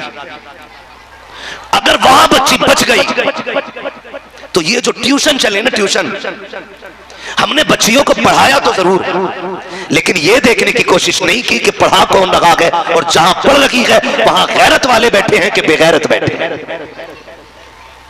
मैं मानता हूं आपकी बेटी शरीफ होगी, आपकी बच्ची अच्छी होगी, लेकिन आप जानते हो इन इस्लाम दुश्मन ताकतों की स्कीम को। जाओ कभी ट्यूशन देखो तो सही, जो ट्यूशन के रूम होते हैं, जो हाल होते हैं, उनकी कंडीशन आप देखिए। सोशल मीडिया पे कुछ भी छुपा हुआ नहीं है। हमारी बच्चियां जाती हैं जानबूझ करके, नकाब वाली बच्ची को पहली बात तो नकाब उतरवा दिया जाता है। जब किसी एक बेटी का नकाब उतरता है, थोड़ी देर के लिए पूरी कौम चीख पड़ती है, फला स्कूल में बच्ची का नकाब उतारा गया, उस जगह बच्ची के कपड़े बदलवा दिए गए। मैं कहना चाहता हूं कि थोड़ी देर के दर्द से कुछ नहीं होगा। क्या कि अच्छा होता कि इस दर्द को हमेशा के लिए दिल में महसूस किया जाता। एक बच्ची का नकाब उतरता, पूरी कौम को नींद नहीं आनी चाहिए थी, लेकिन क्या फर्क पड़ता है शाहिद, ना हमारे उर्सों में कमी आई है, ना हमारे जलसों में कमी आई है। हमारी शादी भी उसी धूमधाम से है, बारातें भी उसी शान से चल रही है। तुम्हें क्यों याद नहीं रहा 8 दिन पहले बेटी का नकाब उतरवा दिया गया? तुम्हें क्या लगता है सिर्फ कपड़ा उतारा गया है? नहीं, जिस बेटी का नकाब उतारा गया है, सिर्फ नकाब नहीं, इस्लाम की इज्जत उतारी जा रही है। क्यों भूल जाते हो तुम? सिर्फ नकाब कपड़ा नहीं होता है। आपको समझाना चाहता हूं, कपड़े 3 कलर के हो, लाल हरा पीला, लाल हरा सफेद। जब ये कपड़े हो, अलग अलग पट्टियां हो, दुनिया पट्टी कहती है, कपड़ा कहती है। जब एक जगह सिल दिया जाता है तो इसी को तिरंगा कहा जाता है, यही मुल्क का झंडा बन जाता है। अगर ये अलग अलग था, तुमने फेंका, कोई फर्क नहीं पड़ा है, लेकिन जब ये कपड़ा झंडा बन के छत पे लगा, फिर जब गिरा है, तो सिर्फ झंडा नहीं, मुल्क की आबरू का सवाल है, मुल्क की इज्जत का सवाल है। मैं कहना चाहता हूं, अगर झंडा बन जाए, कुल कौम की और मुल्क की आबरू बन जाता है। और जब यही कपड़ा नकाब बन के बेटी के बदन पे चल जाता है, तो बुर्का सिर्फ कपड़ा नहीं, बल्कि ये इस्लाम की हया और इस्लाम की इज्जत का जौहर बन जाया। नारे तकबीर, नारे रिसालत, मुफ्ती हम्माद रजा साहब क़िबला, नारे तकबीर, नारे रिसालत। तवज्जो है सारे लोगों को? नकाब उतरा, फर्क पड़ा? नहीं ना, कोई फर्क नहीं पड़ा। जैसे चल रहे थे वैसे ही चल रहे हैं। ट्यूशन के नाम पे बदतमीजियां, गारंटी है मेरी, जितनी बच्चियां मुर्तद हुई हैं, जाओ जाके चेक करो, उनमें 90 नहीं बल्कि 95% वो बच्चियां हैं जो ट्यूशन पढ़ने जाती हैं। मोहम्मद अली भाई, 95% वो बच्चियां जो ट्यूशन पढ़ने जाती हैं। मेरे भाई, अच्छा लगेगा अगर तेरी बेटी IAS बनेगी, सर ऊंचा होगा तेरा, फख्र करेगा। मैंने पहले ही कहा था तालीम का मुखालिफ नहीं। मैं आपसे बस इतनी गुजारिश करूंगा, उस जिल्लत से जो बेटी घर छोड़ के, धर्म बदल के गैर के बिस्तर पे जाके लेट गई, ऐसी जिल्लत से घर में बेटी का जाहिल रहना बेहतर है। और हम, हो सकता है कोई मेरी तकरीर पे आने वाले दिनों में कमेंट करके कहे कि ये बेटियों को जाहिल रखने की बात कर रहा है। नहीं, तालीम का सबसे पहला तसव्वुर देता ही इस्लाम है। हम क्यों मना करेंगे? लेकिन आपसे चंद बातें करनी है मुझे, आपसे चंद बातें। हमने ना पैसा कमाया है ना, तो हमने मैरिज हॉल बनाए, शॉपिंग मॉल बनाए। हमने पैसा कमाया ना, तो हमने फैक्ट्रियां डाली। हमने पैसा कमाया है ना, तो हमने बिजनेस बढ़ाया है।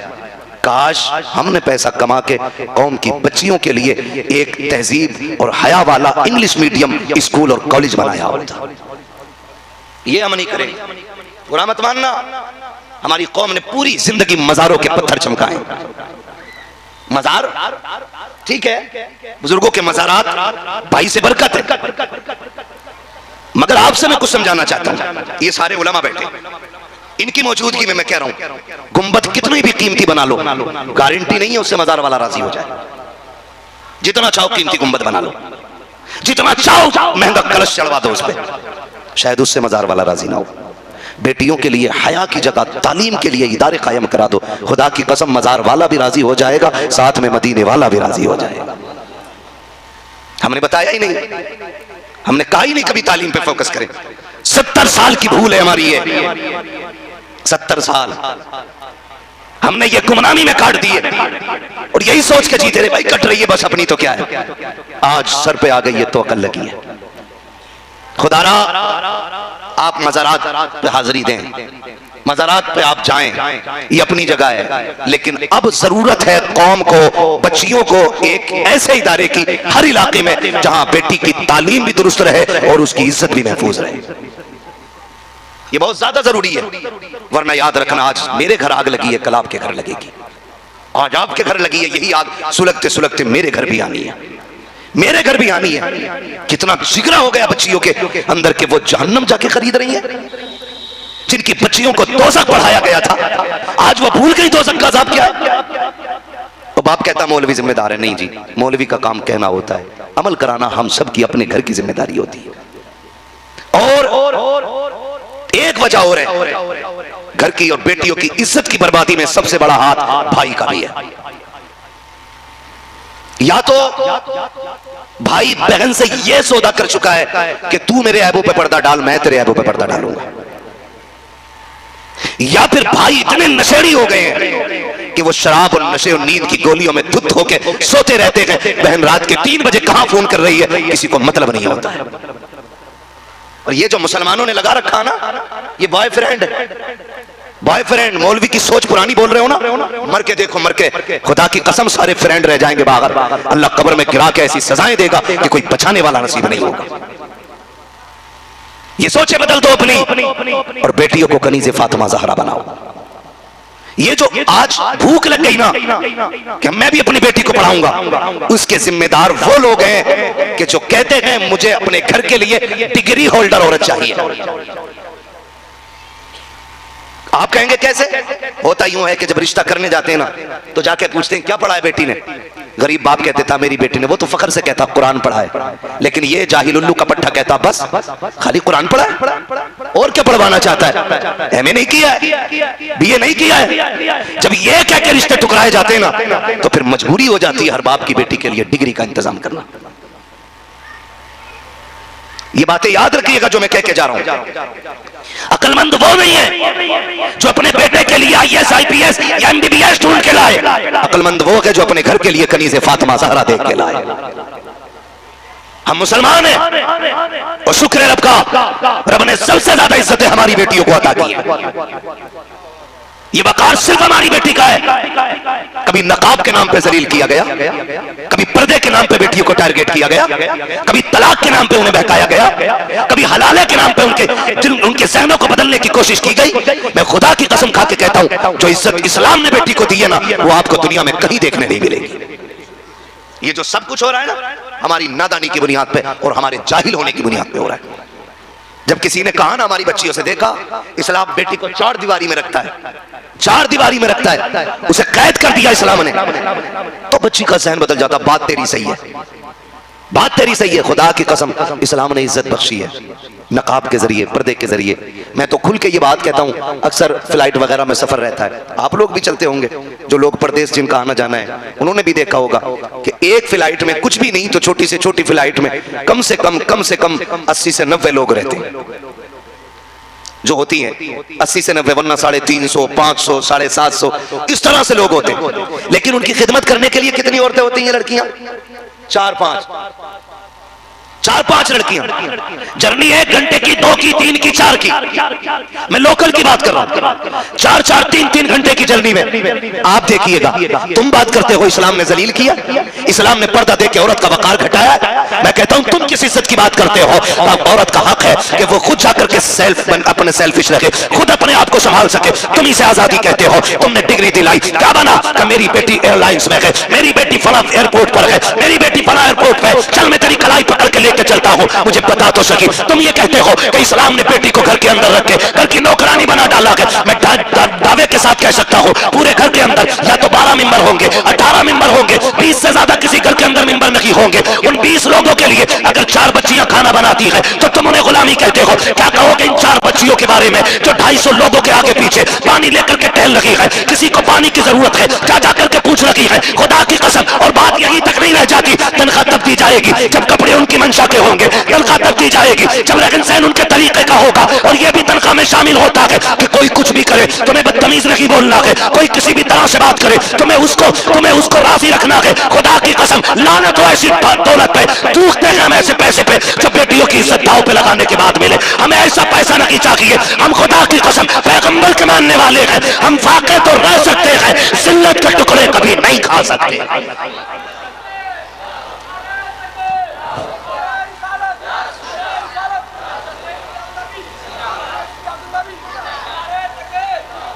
ओ भाई, अपनी बच्चियों को दीन की तालीम दें।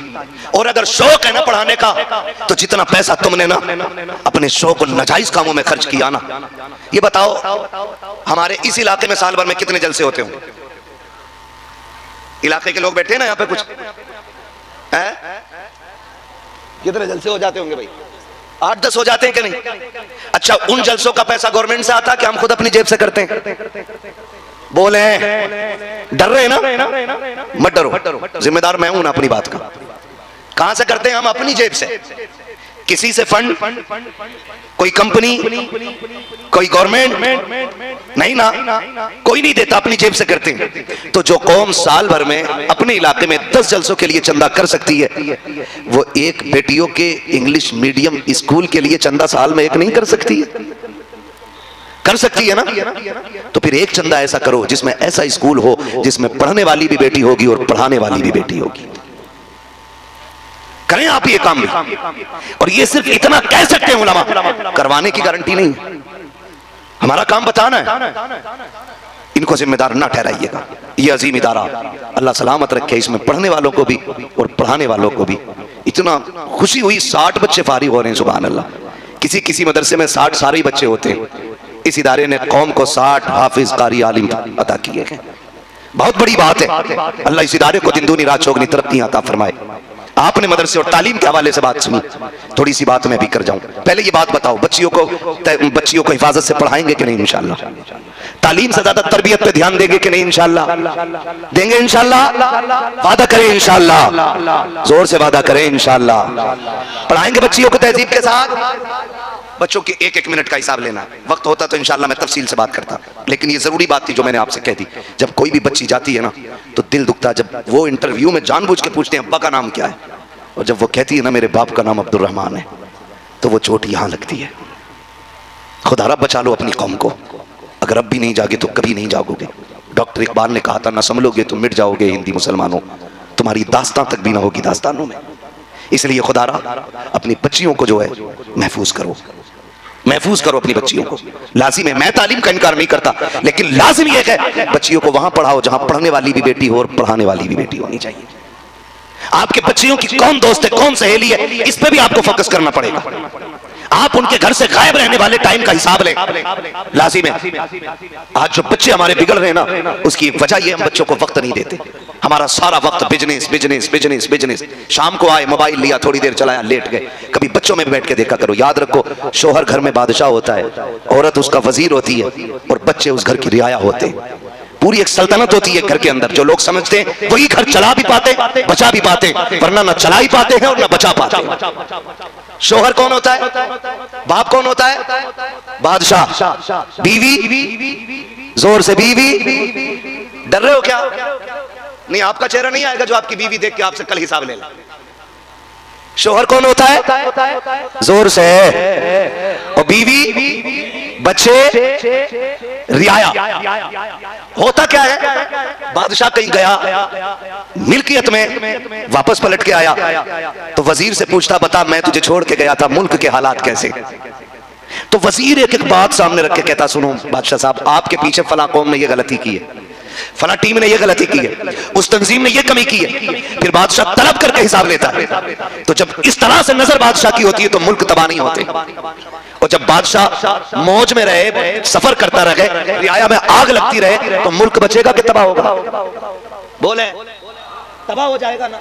तो बाप एक बादशाह है, बीवी से आके पूछे, बता मैं तो बाहर कमाने गया था, बता बेटा कितनी देर बाहर लगा गए, बेटी ने कितने काम किए हैं, बता बच्चियों ने नमाज पढ़ी है कि नहीं पढ़ी है, बेटे ने नमाज पढ़ी थी कि नहीं पढ़ी थी, काम से गया था तो कितनी देर में आया था। अगर औरत शोहर के साथ वफा करे, और हक यह है कि वजीर वफा करे बादशाह के साथ, तभी सल्तनत बचती है। अगर बच्चों की खता पर माएं पर्दा डालेंगी तो घर बर्बादी से नहीं बच सकते हैं। अगर माएं बच्चियों के साथ तरफदारी करके उनकी गलतियों को शोहर से छुपाएंगी, एक दिन खून के आंसू रोना पड़ता है। इसलिए मैं बेटियों से कहना चाहूंगा कि तुम घर की मलका और वजीर हो, शोहर तुम्हारा बादशाह है, अगर बच्ची खता करे तो उसकी हमदर्दी में पर्दा मत डालना, वरना खून के आंसू रोने पड़ेंगे। अपने बादशाह से जो बात है कह दे, इसलिए कि मुल्क को जितने अच्छे तरीके से बादशाह संभाल सकता है कोई दूसरा नहीं संभाल सकता है। तू ये मत सोचना मैं कल संभाल लूंगी, बच्ची के डांट दूंगी, तेरी एक जरा सी लापरवाही पूरी कौम को शर्मिंदा कर सकती है। इसलिए मैं कहना चाहता हूँ अपने घरों को सल्तनत का निजाम दो, औरतें शौहरों से वफा करें, बहन भाइयों से वफा करें, भाई बहनों से वफा करें। जब रिश्ते वफादारी में आकर के एक चमन बनता है, खुदा की कसम इसी चमन के अंदर रहते हुए दुनिया में अल्लाह घर को जन्नत का नक्शा बना दी। कई अबुल हवन्नत तो ऐसे हैं कहते हैं ये देखो जी बरेलवी देखो, बरेलवी देखो, ये कह करके ना लोगों को बदगुमान करने की कोशिश करते हैं। कई बार हमें कब्र पुज्जा कहा जाता है, कई बार हमें बिदअती कहा जाता है, मुशरिक कहा जाता है। तो पूरी दुनिया को बता दो हम वलियों को मानते हैं मगर उनकी इबादत नहीं करते। इबादत सिर्फ अल्लाह की करते हैं, लेकिन वलियों को मानते हैं। क्या मानते हैं? हम वलियों को रब का दोस्त मानते हैं। खुदा सलामत रखे। मैं एक बात कहता हूँ, अक्सर हजारों साल की सबकी बेनूरी में होती है, बड़ी मुश्किल से होता है चमन में दीदा पैदा। और वो कहा था किसी ने, हाफिज साहब एजाज भाई मैं अकेला ही चला था जानिबे मंजिल, मगर लोग साथ आते गए और कारवा बनता गया और कारवा बनता गया। और मैं जो अपने तौर पे एक बात कहता हूँ कि जब कभी मेहनतें लगती हैं और मेहनतों में रंग नजर नहीं आते और इंसान का हौसला टूटता है, तो मैं उनकी हौसला अफजाई के लिए एक बात कहता हूँ कि मेरे वजूद मुझे एड़ियाँ रगड़ने दे, मेरे वजूद मुझे एड़ियाँ रगड़ने दे, मेरा यकीन है पानी यहीं से निकलेगा। नारे तकबीर, नारे रिसालत, मुफ्ती हम्माद रजा साहब मुरादाबादी, उलमाए अहले सुन्नत, मेरा यकीन है पानी यहीं से निकलेगा। अजीज़ाने मिल्लत इस्लामिया आज बगदाद वाले की महफिल में बैठे हैं, उनके नाम से ये महफिल सजाई गई है और शुक्र रब का कि हम सुन्नी बरेली वाले लोग, ठीक है ना? जिनको इस बात पे यकीन है वही बोले हम सुन्नी, हम सुन्नी, हम सुन्नी बरेली वाले लोग। अल्लाह ने हमारी झोली में इमाम अहमद रजा जैसा इमाम डाला, और इससे बड़ी खुशनसीबी क्या होगी जिसने हाथ यहाँ से पकड़ के हुजूर की चौखटों तक पहुंचाया और इस अंदाज में पहुंचाया कि लोगों ने जब अल्लाह की हमदो सना की तो मुझे तो कभी कभी लोगों की काबिलियत में शक भी होती है और कभी कभी ताज्जुब भी होता है कि ये लोग कौन से मदरसे में पढ़ के आए।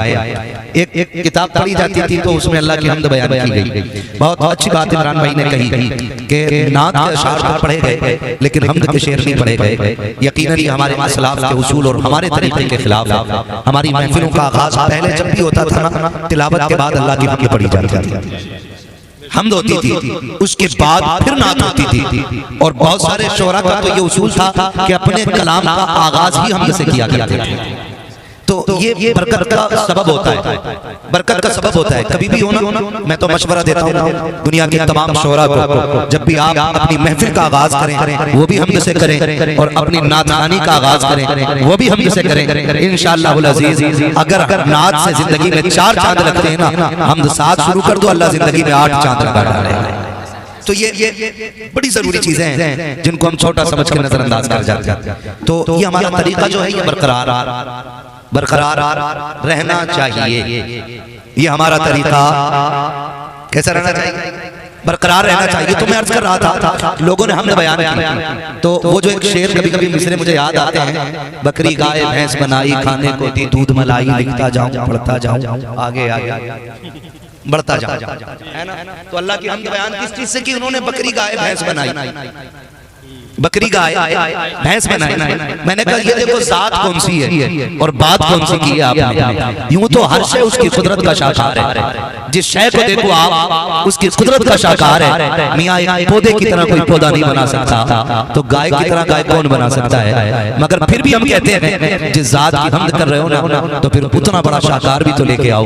लोगों ने उसकी हमद में बकरी गाय का तज़किरा किया, दूध मलाई की बातें की, लेकिन जब किसी जात की हमद मेरे इमाम ने की है ना, तो बकरी गाय का तज़किरा नहीं बल्कि कलम उठा तो कहते हैं आप कहते हैं वही रब है जिसने तुझको हमतन करम बनाया, हमें भीख मांगने को तेरा रास्ता बताया, तुझे हमद है खुदाया, तुझे हमद है खुदाया। वो कवारी पाके मरियम व नफख्तु फीह का दम है अजब निशाने आज़म, मगर आमिना का जाया वही सबसे अफजल आया, वही सबसे अफजल आया। तुझे हमद है खुदाया, तुझे हमद है खुदाया। शुक्र है रब का, उसने हमें इमाम भी इमाम अहमद रजा जैसा दिया। उसने हम दोनों ने हमद भी की ना तो नात के रंग थे, नात के रंग थे। उनकी जिंदगी आप देखिए। और फिर उन्होंने जब नात लिखी, कलम तोड़ दी, सरवर कहूं के मालिक को मौला कहूं तुझे। इस रंग को ना आशिक ही समझ सकता है, कोई चरसिया या भांग पीने वाला इस रंग को नहीं समझेगा। कई शाहिद तो ये कह बैठे आला हज़रत शायरी नहीं थी।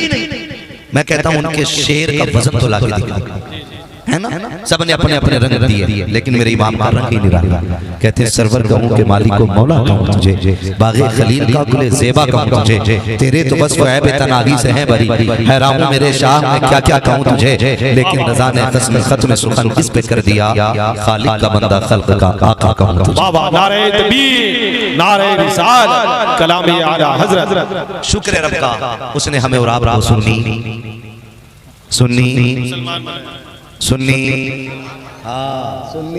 मुसलमान सुन्नी बरेली वाला बना है ना। सुन्नियत का दावा तो सारे ही करते हैं, है ना। लेकिन इम्तियाज इमाम अहमद रजा के नाम से होता है, इसीलिए आला हज़रत का नाम जोड़ा जाता है। तो शुक्र है रब का, उसने हमें और आपको सुन्नी बनाया। हम सारे वलियों के मानने वाले लोग, हम सारे वलियों के मानने वाले लोग, और मैं उन्हें भी दावत फिक्र देता हूँ जो कौम के अंदर अपनी अपनी खानका उठाकर झगड़ा पैदा कर रहे हैं और आला हज़रत को गालियाँ देते हैं। मैं कहता हूँ मसला के आला हज़रत को समझना चाहते हो तो सुनो। मसला के आला हज़रत यही है कि वारिस पाक भी हमारे हैं, साबिर पाक भी हमारे हैं, हाँ मदार पाक भी हमारे हैं, अजमेर वाला भी हमारा है, बगदाद वाला भी हमारा है। सारे वलियों का एहतराम करने वाला ही मसला के आला हज़रत वाला है। हाँ, वरना अगर अपनी अपनी रोटी सेकना मकसूद होता ना तो मुफ्ताज शरिया के दौर में उनसे ज्यादा किसी के मुरीद नहीं थे, मुफ्ती आजम के दौर में उनसे ज्यादा किसी के मुरीद नहीं थे। अगर अपनी अपनी रोटी सेकना होता ना तो वो सबको मना कर देते, कहते कहीं नहीं जाना, खाली हमारे पास आना है, तो दो रोटियों की कमी नहीं रहती। लेकिन उन्होंने नहीं, उन्होंने अपने घर की हिफाजत नहीं, अपने बैंक अकाउंट की हिफाजत नहीं, हुजूर की उम्मत के ईमान की हिफाजत की। तो इससे भी सबक हासिल करना चाहिए। रब का शुक्र है हम सारे वलियों को मानने वाले लोग, और इसी को मसला के आला हज़रत कहा जाता है, इसी को मसला के आला हज़रत कहा जाता है। रुक के मैं बात करूं, अल्लाह आपको सलामत रखे। वली कौन होते हैं? वली होते हैं अल्लाह के दोस्त। ठीक है, इतनी बात समझ गए। वली कौन होते हैं? जोर से अगर नहीं थके तो बोलिए। और मैं इसलिए आपसे बुलवा रहा हूँ, देखिए मुझे बोलना है तो मैं तो बोलता ही रहूँगा, इसलिए भी आपसे कहलवा रहा हूँ ताकि आपको ये बात याद आ जाए। हम जब मदरसे में थे, अगर कोई हर्फ हमसे अदा नहीं होता था, उस्ताद बार बार रिपीट कराते थे, यहाँ तक कि वो लफ्ज़ हमारी ज़बान पे आ जाता है। ठीक है ना, तो कह लेने से याद आसान हो जाता है। वली कौन होते हैं? याद रहेगी ना इतनी बात। वली कौन होते हैं?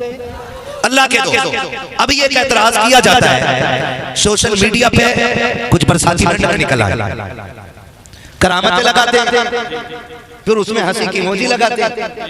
और कई अबुल हवन्नत तो ऐसे हैं, कहते हैं ये देखो जी बरेलवी देखो, बरेलवी देखो, ये कह करके ना लोगों को बदगुमान करने की कोशिश करते हैं।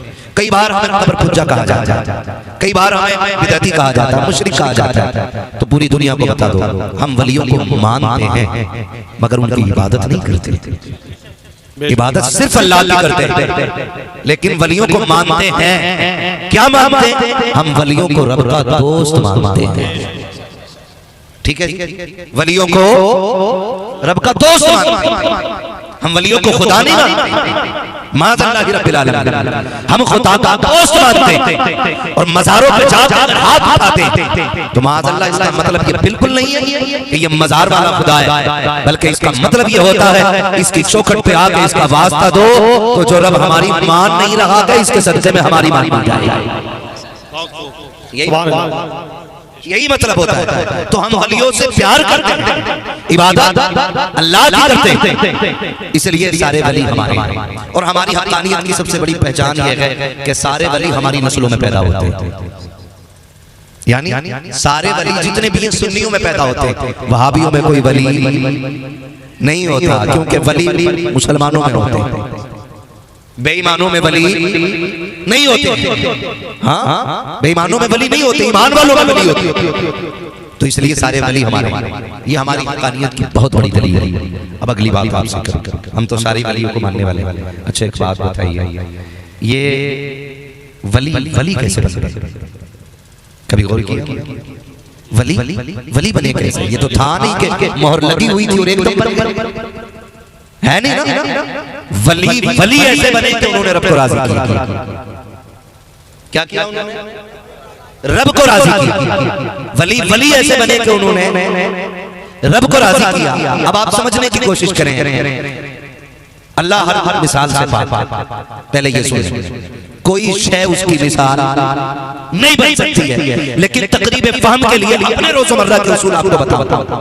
मान लीजिए कोई अधिकारी हमसे नाराज है, हमारी बात नहीं सुन रहा है, हमें उसे अपनी बात सुनवाने के लिए, मनवाने के लिए उसे राजी करना जरूरी होता है, तब वो हमारी बात सुनता है। लेकिन राजी करने के तरीके भी अलग अलग होते हैं, राजी करने के तरीके। कभी कभी उसके एहसानात याद दिलाए जाते हैं, कभी कभी उसके इनामात याद दिलाए जाते हैं।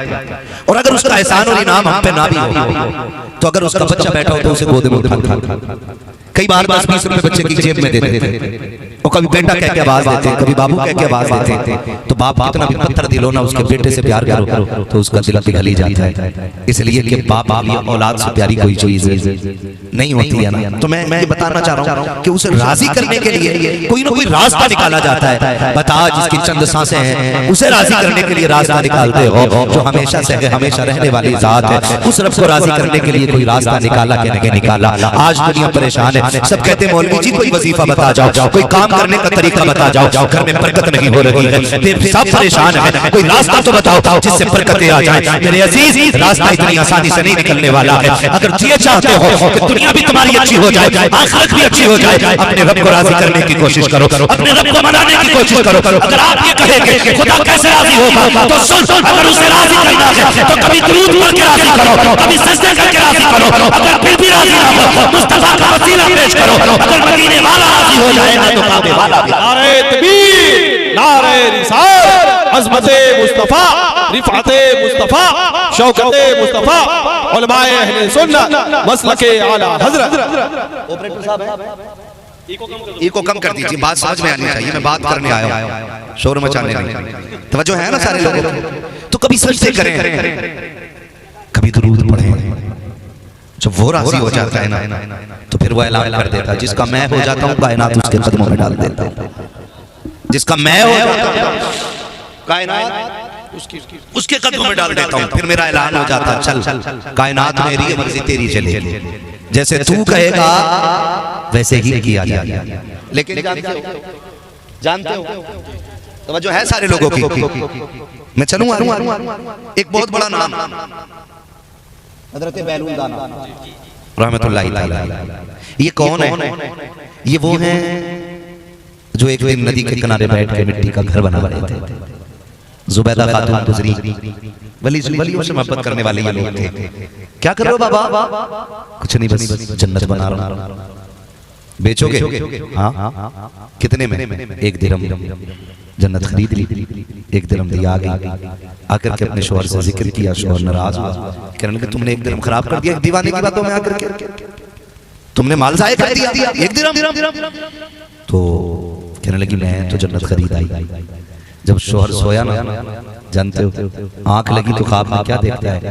जन्नत के महलात हैं, लेकिन एक महल बहुत खूबसूरत बना है, उस पे जुबैदा खातून लिखा हुआ था, जुबैदा खातून।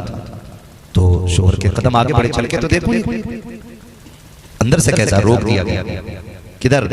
का अंदर का नहीं जा सकते। कहा क्यों? ये तो जुबैदा का है। कहने लगे जुबैदा मेरी बीवी है। तो कहने वाले ने कहा कि ये निजाम दुनिया में चल रहा होगा, लेकिन यहाँ नहीं चलने वाला। अगर ये जुबैदा का हिस्सा है तो जुबैदा ही इसमें जाएगा, आप नहीं जा सकते। बस आप खुल गई और सुबह हुई ना, सवारी लेके ढूंढने निकल गए बैलून दाना को। फिर वही जगह, वही किनारा, वही केर, मिट्टी के घर बना रहा। क्या कर रहे हो बाबा? जन्नत बना रहा हूँ। कहा बेचोगे? कहा हाँ। कहा कितने की? कहने लगे तेरी पूरी सल्तनत। उसने कहा जुबैदा को तो आपने 1 दिरहम में दी, तो आपने प्यारी बात कही।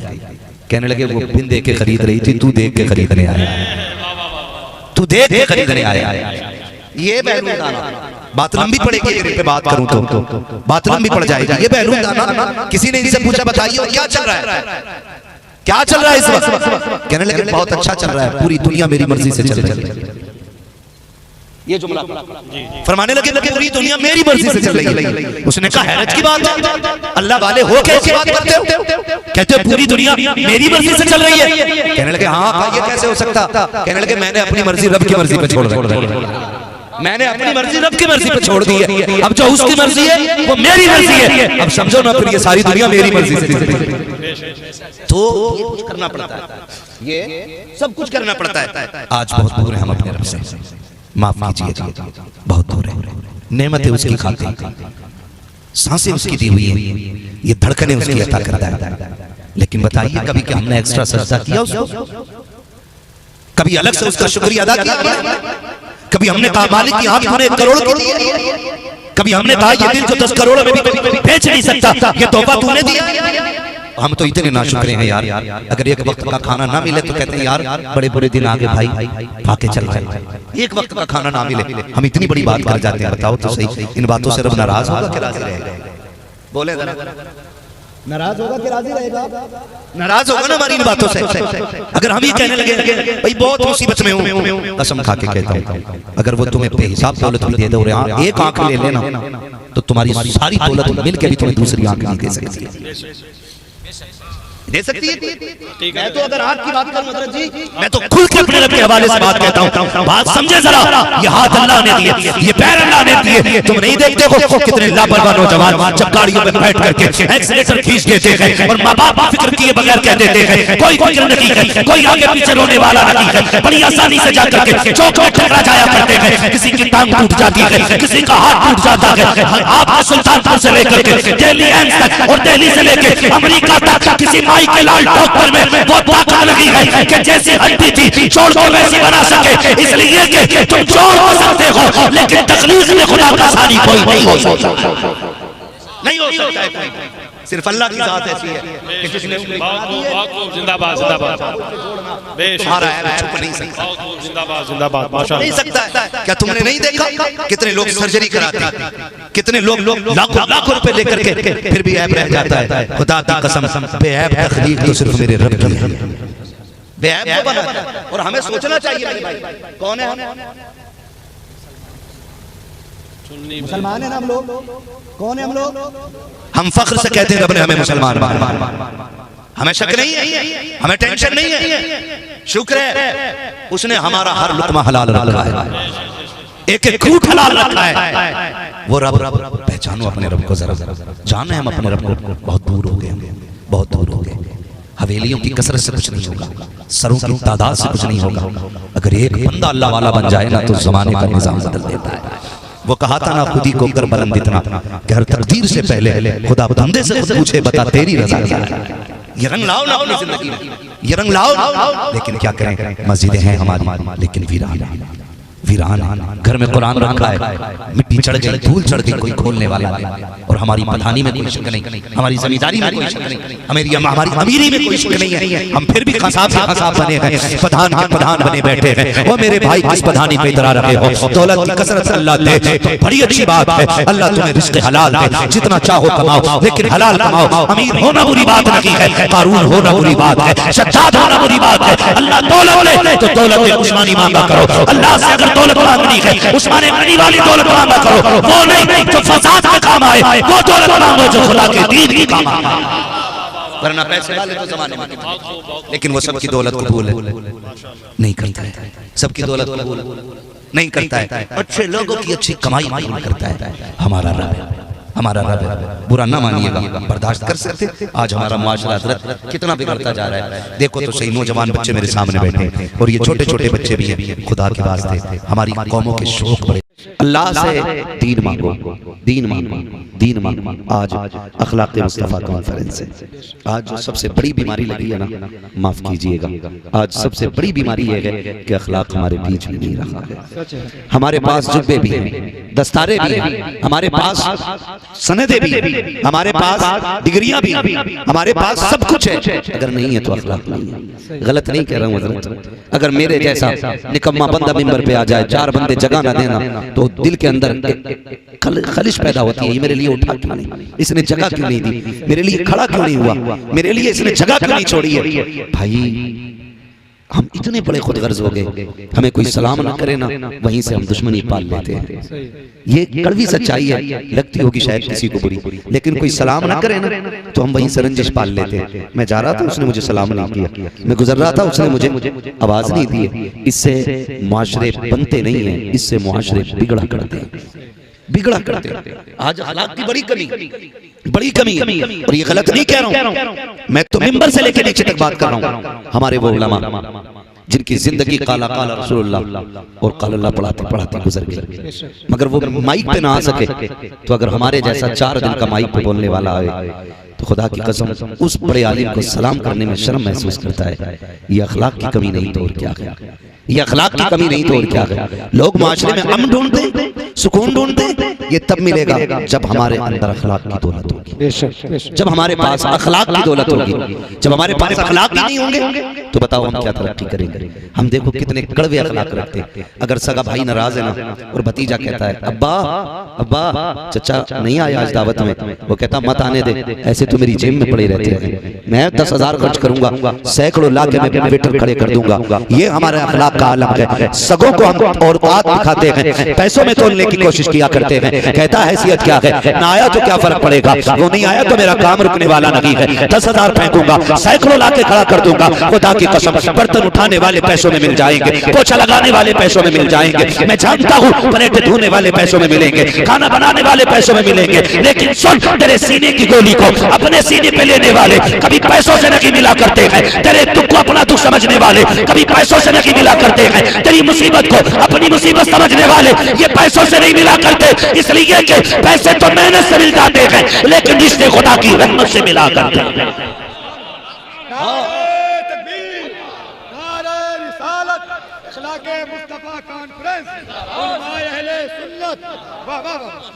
हाँ भाई, अखलाक का सौदा ना कर और अपनों को पैसे में ना तोड़।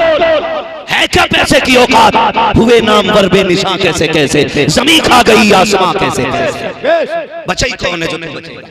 आज हम रिश्तों को तोलते हैं। मिंबर पे तलबा बैठे, मैं गुजारिश करूंगा अगर बड़े बनना चाहते हो ना तो कुछ भी हो जाओ, उस्ताद के आगे झुकना मत छोड़ना। हाँ, वरना उस्ताद नादरे का हो ना नफीस भाई और शागिर्द मुकर्रिर बन जाए तो तारुफ अगर कराता है ना, कहता है कि मेरे यसरनल कुरान के उस्ताद हैं, ये मेरे नादरे के उस्ताद हैं। क्यों तूने नादरे की कैद क्यों लगाई? उस्ताद कहते हुए तेरा मुंह टूट रहा था। ये बताना चाहता है कि आज मैं जिस मकाम पे हूँ वहां आज तक नहीं पहुंचा। तो मैं कहता हूँ प्यारे, खुदा की कसम इमारतें देखो, इंजीनियरों को क्यों बुलाया जाता है? इसलिए बुलाया जाता है क्योंकि बुनियाद मजबूत होती है तो इमारत मजबूत हुआ करती है। बुनियाद कमजोर होती है, इमारत कमजोर होती है। अगर इसने अलिफ से लेके या तक मजबूती से न पढ़ाया होता, ना कारी होता, ना आलिम होता, ना मुफ्ती होता, ना खतीब होता, ना मुफस्सिर होता। एक एक बुलंदी की पैरी में अगर मेहनत लगी है तो इसी कायदे वाले उस्ताद की नारे तकबीर, नारे रिसालत, उलमाए अहले सुन्नत, इखलाके मुस्तफा कॉन्फ्रेंस। हजरत अली तो ये कहते हैं जिसने मुझे एक हर्फ पढ़ा दिया उसने मुझे खरीद लिया।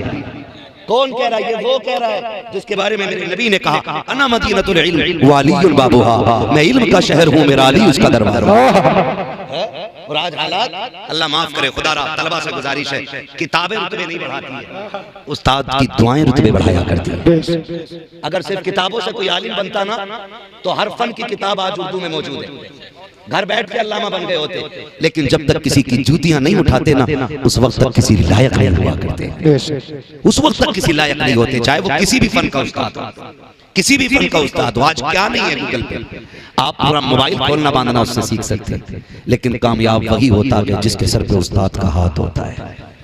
ये याद रखिएगा, तलबा से मैंने ये बात अर्ज की क्योंकि ये बहुत ज्यादा बीमारी देखी जा रही है।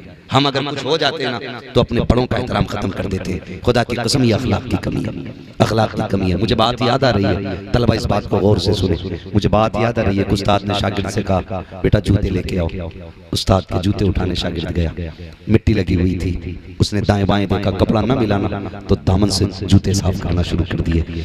उस्ताद ने कहा बेटे तेरे सफेद कपड़े हैं, मिट्टी साफ कर रहा है। उसने कहा था हजरत जी मेरा कपड़ा कितना भी सफेद क्यों ना हो, तेरे जूतों से ज्यादा अदब वाला तो नहीं है, तेरे जूतों से बड़ा तो नहीं है ना, तेरे जूते मेरे सर का ताज है। इतना कहते कहते जब उसने मुस्कुराया ना, उस्ताद की आंख में आंसू आ गए। दो जुमले उस्ताद के मुंह से निकले, कहा जा आज तूने मेरे जूते उठाए हैं, जमाना तेरे जूते उठाता है।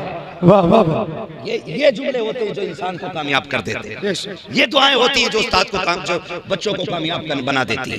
आज माफ कीजिएगा, रवैया ही गलत है। बच्चा दे के आते हैं मदरसे में, कहते हैं सुनो पढ़ा दियो हाफिज जी, और थप्पड़ अगर मार दिया ना हाफिज जी ने तो कहता ना क्यों मारा, तुम्हें पता कैसे पाल लिया इसे,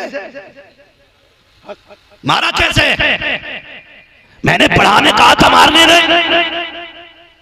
तो सुन प्यारे, जब तक लोहे पे हथौड़े की ज़रब नहीं पड़ती ना, उस वक्त तक वो तलवार नहीं बना करता है। जिस लोहे को भट्टी में जलने से तकलीफ होगी वो कभी तलवार नहीं बनेगा। जिस पत्थर को घिसन से तकलीफ होगी वो कभी नग नहीं बन सकता है। जिस सोने, जिस खान को, जिस मादनियात को किसी भी तकनीक से दर्द होगा वो कभी किसी लायक नहीं बनेगा। और जिस शागिर्द को उस्ताद की मार से तकलीफ होगी वो दुनिया में किसी लायक नहीं बन सकता। यही वजह है होके मौलवी बेचे तेल, ये देखो कुदरत के खेल। हाँ, जब्बा कुब्बा शान वाला होके मौलवी बेचे तेल, ये देखो कुदरत के खेल। जो उस्ताद के जूते नहीं उठाता ना वो जमाने में किसी लायक नहीं रहा करता है। तो आप अगर बच्चों को पढ़ाएं ना, उस्ताद से कहें आज तक ये मेरा था, आज से ये तुम्हारा हो गया है, तुम्हारा हो गया। और इन उलमा की तरफ से मैं आपको गारंटी देता हूँ, खुदा की कसम कोई भी आलिम आपके बच्चे को हसद में नहीं मारेगा, जलन में नहीं मारेगा, दुश्मनी नहीं निकालेगा। उसे गुस्सा तो यूं आता ना, मैं इसे जो बनाना चाहता हूं ये बनना क्यों नहीं चाहता है, ये बनना क्यों नहीं चाहता है ना, ये बनना क्यों नहीं चाहता है। हर जगह चले जाओ, भाई को भाई से हसद होगा, भाई को भाई से जलन होगा, भाई भाइयों में इख्तिलाफ होगा, खानदान खानदान वाले से जलते हैं। खानदान का एक बंदा तरक्की कर जाए दूसरे टांग खींचना शुरू कर देते हैं। एक भाई पे पैसा आ जाए दूसरा उसके खिलाफ मुकदमे शुरू कर देता है। हर जगह ये हसद नजर आता है। मगर कुर्बान जाओ उस्ताद की शफकतों पर, वो नाजरा पढ़ाने वाला, वो बैठ करके कुरान की तालीम देने वाला, जब कभी करवट में बैठ करके गुफ्तगू शागिर्द की सुनता है तो शर्म से गर्दन नहीं झुकाता, फख्र से कहता है ये वो है जिसे मैंने बिस्मिल्लाह पढ़ाई थी, ये मेरा पढ़ाया हुआ है। खुदा की कसम हर कोई तेरी तरक्की से चल सकता है, अगर तेरी तरक्की पे किसी को नाज होता है तो वो कोई और नहीं बल्कि तेरा उस्ताद होता है। सुभान अल्लाह, नारे तकबीर, नारे रिसालत, उलमाए अहले सुन्नत, इखलाके मुस्तफा कॉन्फ्रेंस। आज अखलाक की कमी है, हम हर किसी को पैसे में तोलना चाहते हैं, हर किसी को है क्या, अभी पैसा फेंकूंगा ये कर दूंगा, अभी फेंकूंगा ये कर दूंगा। खुदा सारे तमाशे दिखाता है, फिर रब उस मोड़ पे भी लाके खड़ा करता है जहां पैसा रखा रह जाता है। कोई काम नहीं आता है, कोई काम नहीं आता है। ये दुनिया बड़ी बेवफा है। जमीन पे अपनी जगह इतनी बना लो कि लोग इज्जत से तुम्हारे जनाजे को कंधा दे, इज्जत से। हमारे दरमियान ना इतना दिखावा हो गया कि हम तो जनाजों में भी इसलिए आते हैं कि हमारे अब्बा के जनाजे में आया था। हाँ, या इसलिए आते चलो भाई हमें भी मरना है, ये सोच के आते जनाजे में। 10% सवाब की नियत लेके नहीं चलते हम, सिर्फ अल्लाह के लिए नेक काम करने तैयार नहीं। चढ़ावे उतारे जा रहे हैं, चढ़ावे। ये हमारे अब्बा के जनाजे में आया तो हम इसके अब्बा के में जाएंगे। और आज पहले कोई एक मर जाता था ना, पूरा इलाका गम में डूब जाता था। आज फलां चला गया, कोई कहता था यार बिना सलाम के गुजरने नहीं देते थे, कोई कहता था बिना खाना खिलाए नहीं जाने देते थे, कोई कहता था उनके दरवाजे से कभी बगैर पानी पिए कोई गुजरा नहीं, कोई कहता था कि देखो कितने अच्छे थे, जब गुजरो ना नीचे मुंह करके जाओ फिर भी सलाम कर देते थे। इतने अच्छे अखलाक थे। मगर आज क्या हो गया, जनाजे में चल रहे हैं, लोगों के दांत फट रहे हैं, कंधा लगा है मशहरी को लेकिन हंसी नहीं रुक रही है, कब्र में उतारा जा रहा है, लोग हंस रहे हैं। आखिर मुझे बता तो सही, इनके दिल काले हो गए हैं। लोग कहते हैं इन्हें गैरत नहीं आ रही है, इन्हें डर नहीं लग रहा है, ये कब्रिस्तान में भी हंस रहे हैं। मैं कहता हूँ गौर कर अपनी जिंदगी पे, ये तेरे जनाजे में हंसने वाले लोग, ये तेरे जनाजे में मौज करने वाले लोग, जरा सोच तो सही कहीं ऐसा तो नहीं है तेरे जाने की खुशियां मना रहे हो, तेरे जाने से खुश हो रहे हो। अच्छा हुआ चला गया, लहजे बड़े सख्त थे, अंदाज बड़ा कड़वा था, किसी को इज्जत नहीं देता था। डरो अल्लाह से, अगर तेरे जनाजे में कोई हंस दिया अल्लाह आखिरत में तेरे बगल में खड़ा करके पूछेगा बता कौन सा दुख दिया था इसको जो तेरे जनाजे में ये हंस रहा था, कौन सी तकलीफ दी थी इसको। अगर इसने ये कह दिया इसके पड़ोस में मेरा खेत था लेकिन इसने चैन से खेती करने लगी थी, इसके बगल में मेरी हवेली थी, कभी चैन से लगने न दिया। खुदा की कसम सारी इबादतें रख के एक तरफ तुझे उठा के जहन्नम में डाला जाएगा, ऐलान होगा जब तू बंदे का न हो सका तो मुझ खुदा का कैसे हो सकता। वाह वाह वाह वाह, जिंदाबाद जिंदाबाद। इसलिए अखलाक कोई अगर 500 रुपए लेके तुम्हें जन्नती कह जाए तो नहीं होगे जन्नती। हमने भी बड़ी फ्री में जन्नत बांटी है, जिसने उठ के 500 दे दिए, मैंने कहा जिसे जन्नती देखना हो इसे देख लो जी। तो वो भी फूल गया। 10 बीघे मार लो किसी की भी, मौलवी को 500 दे दो, जन्नती होने का सर्टिफिकेट।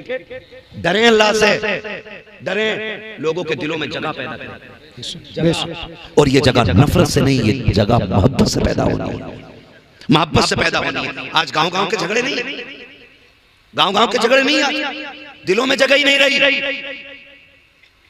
दिलों में गुंजाइश पैदा करो। हर किसी को पैसे से मत तोलो, हर किसी को पैसे से मत तोलो। इज्जत के लिए पैसा शर्त नहीं है, इज्जत के लिए अखलाक पैगंबर शर्त है, अखलाक पैगंबर शर्त है। अगर आज मुंबई जाके 5 साल बाद हम लौटे, सेकंड हैंड गाड़ी खरीदी, गांव में सेठ कहलाए, अब जब चल रही है गाड़ी तो देख थोड़ी रहा है किस पे धूल उड़ रही है और किस पे कीचड़ जा रहा है। एक्सीलेटर पे पैर है तो फिर उठ नहीं रहा है।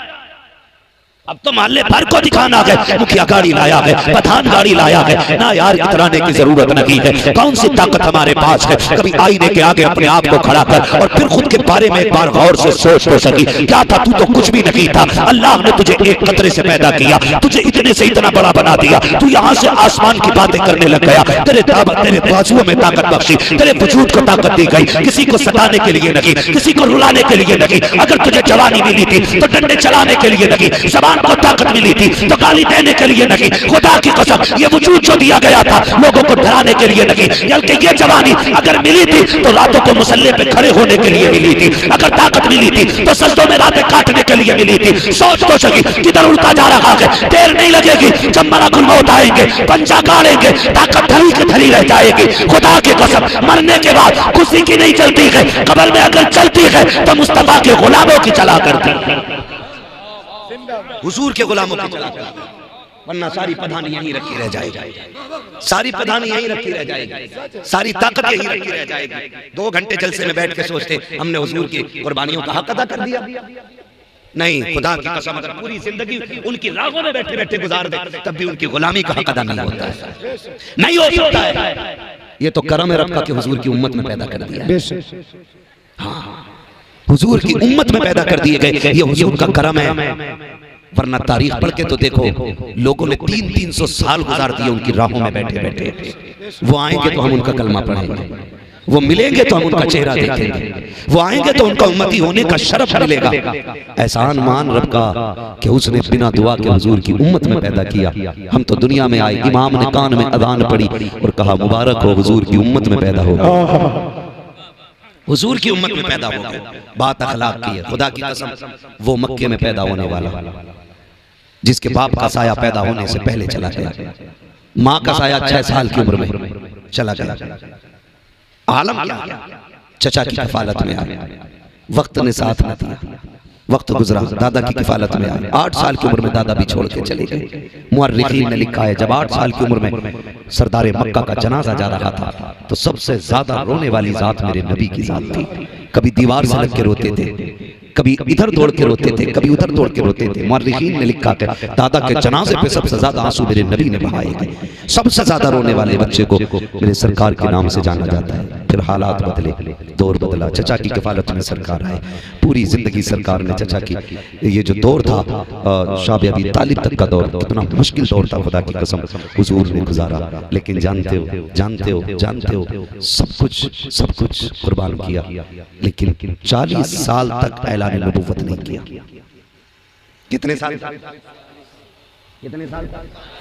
लोग कहते हैं उन्हें 40 साल के बाद नबुव्वत मिली। मुझे इस टॉपिक पे बात नहीं करनी है। मेरा नबी फरमाता कुन्तु नबिय्युम व आदम बैनल माई वत्तीन। 40 साल के बाद का दावा करने वालों में तो तब भी नबी था जब आदम का पुतला बनाया जा रहा है। हुजूर ने फरमाया मैं तो तब भी नबी था जब आदम बनाए जा रहे, मैं तब भी नबी था जब आदम बनाए जा रहे। ये दावा न करना। हुजूर ने 40 साल के बाद ऐलान नबुव्वत किया। फिर 40 साल तक क्या किया? 40 साल तक हुजूर ने अपना अखलाक पेश किया। पता चला बात मनवाने से पहले जात मनवानी पड़ती है। बात मनवाने से पहले जात मनवानी, जात मनवानी पड़ती है। और ऐलान नबुव्वत से पहले जो तमहीद बांधी मेरे नबी ने क्या कहा? लोगों, मैंने 40 साल तुम्हारे बीच में गुजारे, कभी मैंने झूठ बोला?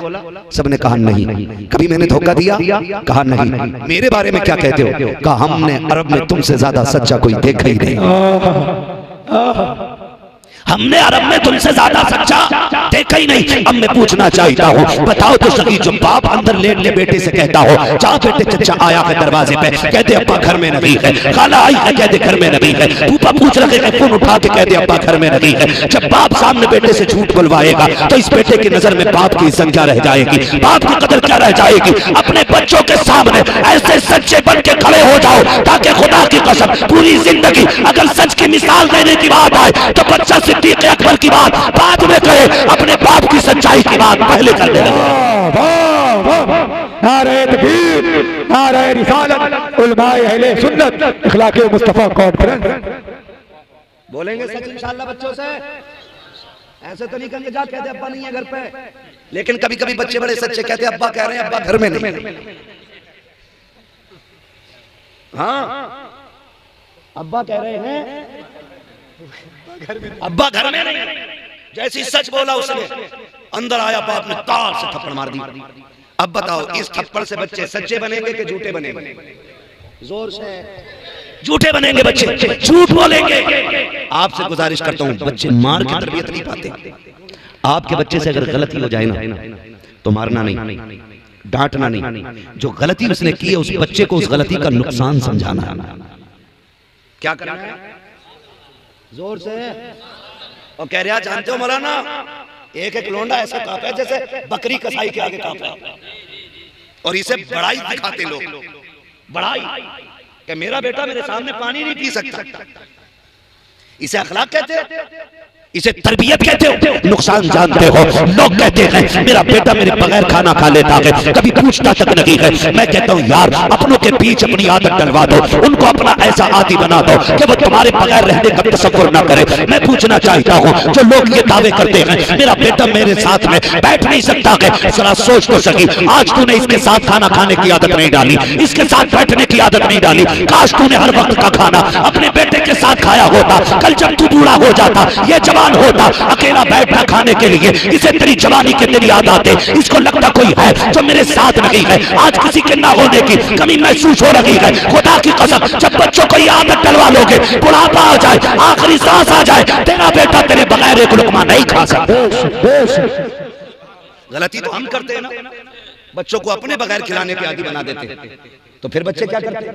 फिर बच्चे बुढ़ापे में, तुम जवानी में भूल गए, ये तुम्हें बुढ़ापे में भूल गए। सीधी सी बात, अपनी आदत डलवाइए, आदत डलवाइए। लोगों के बीच इतना प्यार बांटो कि बगैर दीजिए 40वें के भी तुम उन्हें याद आते रहा करो, तुम उन्हें याद आते रहा करो, याद आते रहा। अब्बा सखी था, ठीक है जी, अब्बा सखी था, खर्चा करता था। जनाजा हुआ, लोगों ने बेटे को घेर लिया, तुम्हारे अब्बा की बड़ी कुर्बानियां, फला इदारे में इतनी शिरकत थी, फला मस्जिद का ये ताबुन था, फला यतीम खाने को ये देते थे, फला बेवा के घर इतना राशन जाता था, उस दिन बैठ जाता, फिक्र न करो हम सब देख लेंगे। अब्बा दफन होके आए हैं, उसके बाद 3 दिन कब्र की मिट्टी नहीं सूखी है, अपनी अय्याशी में बेटे पड़ जाया करते हैं। फिर जहाँ बाप के खर्चे करने की जगहें थी, वो लोग आते हैं तो बेटे चेहरे फेर लिया करते हैं। खुदारा बदलो अपने रवैये, बदलो अपने तरीके, बाप की जगह लेने की कोशिश करे। हर बेटे से मेरी गुजारिश है, जो काम बाप करता था अब वो बेटे को नेक काम करना चाहिए, जो तरीके बाप के थे अब वो बेटों को अपना लेना चाहिए। हमें तारीख अच्छी तरह याद है, ऐसा नहीं होना चाहिए कि हम कल और थे आज और हो गए हैं। सुने जब मेरे नबी ने विशाल फरमाया है, मसनद खिलाफत में अबू बकर सिद्दीक बैठे हैं, आप गुजर के जा रहे हैं, एक बच्ची ने आगे हाथ थाम लिया, कहने लगी सुनो तो अबू बकर। सरकार अबू बकर सिद्दीक रुक जाते हैं, बेटी क्या कहना चाहती हो? कहा आज तक तो तुम हमारी बकरी का दूध निकालते रहे, लेकिन अब कौन आएगा बकरी का दूध निकालने? कहा किस लिए? कब तो अमीरुल मोमिनीन बन गए हो, अब हमारा काम कैसे करोगे? मुस्कुरा के कहते हैं, बच्ची दिल तोड़ा मत कर, मैं हुजूर के मसनद और मिंबर पर बैठा हूं, मैंने तुमसे रिश्ता नहीं तोड़ा है। अबू बकर कल भी गरीबों का था, आज भी गरीबों का।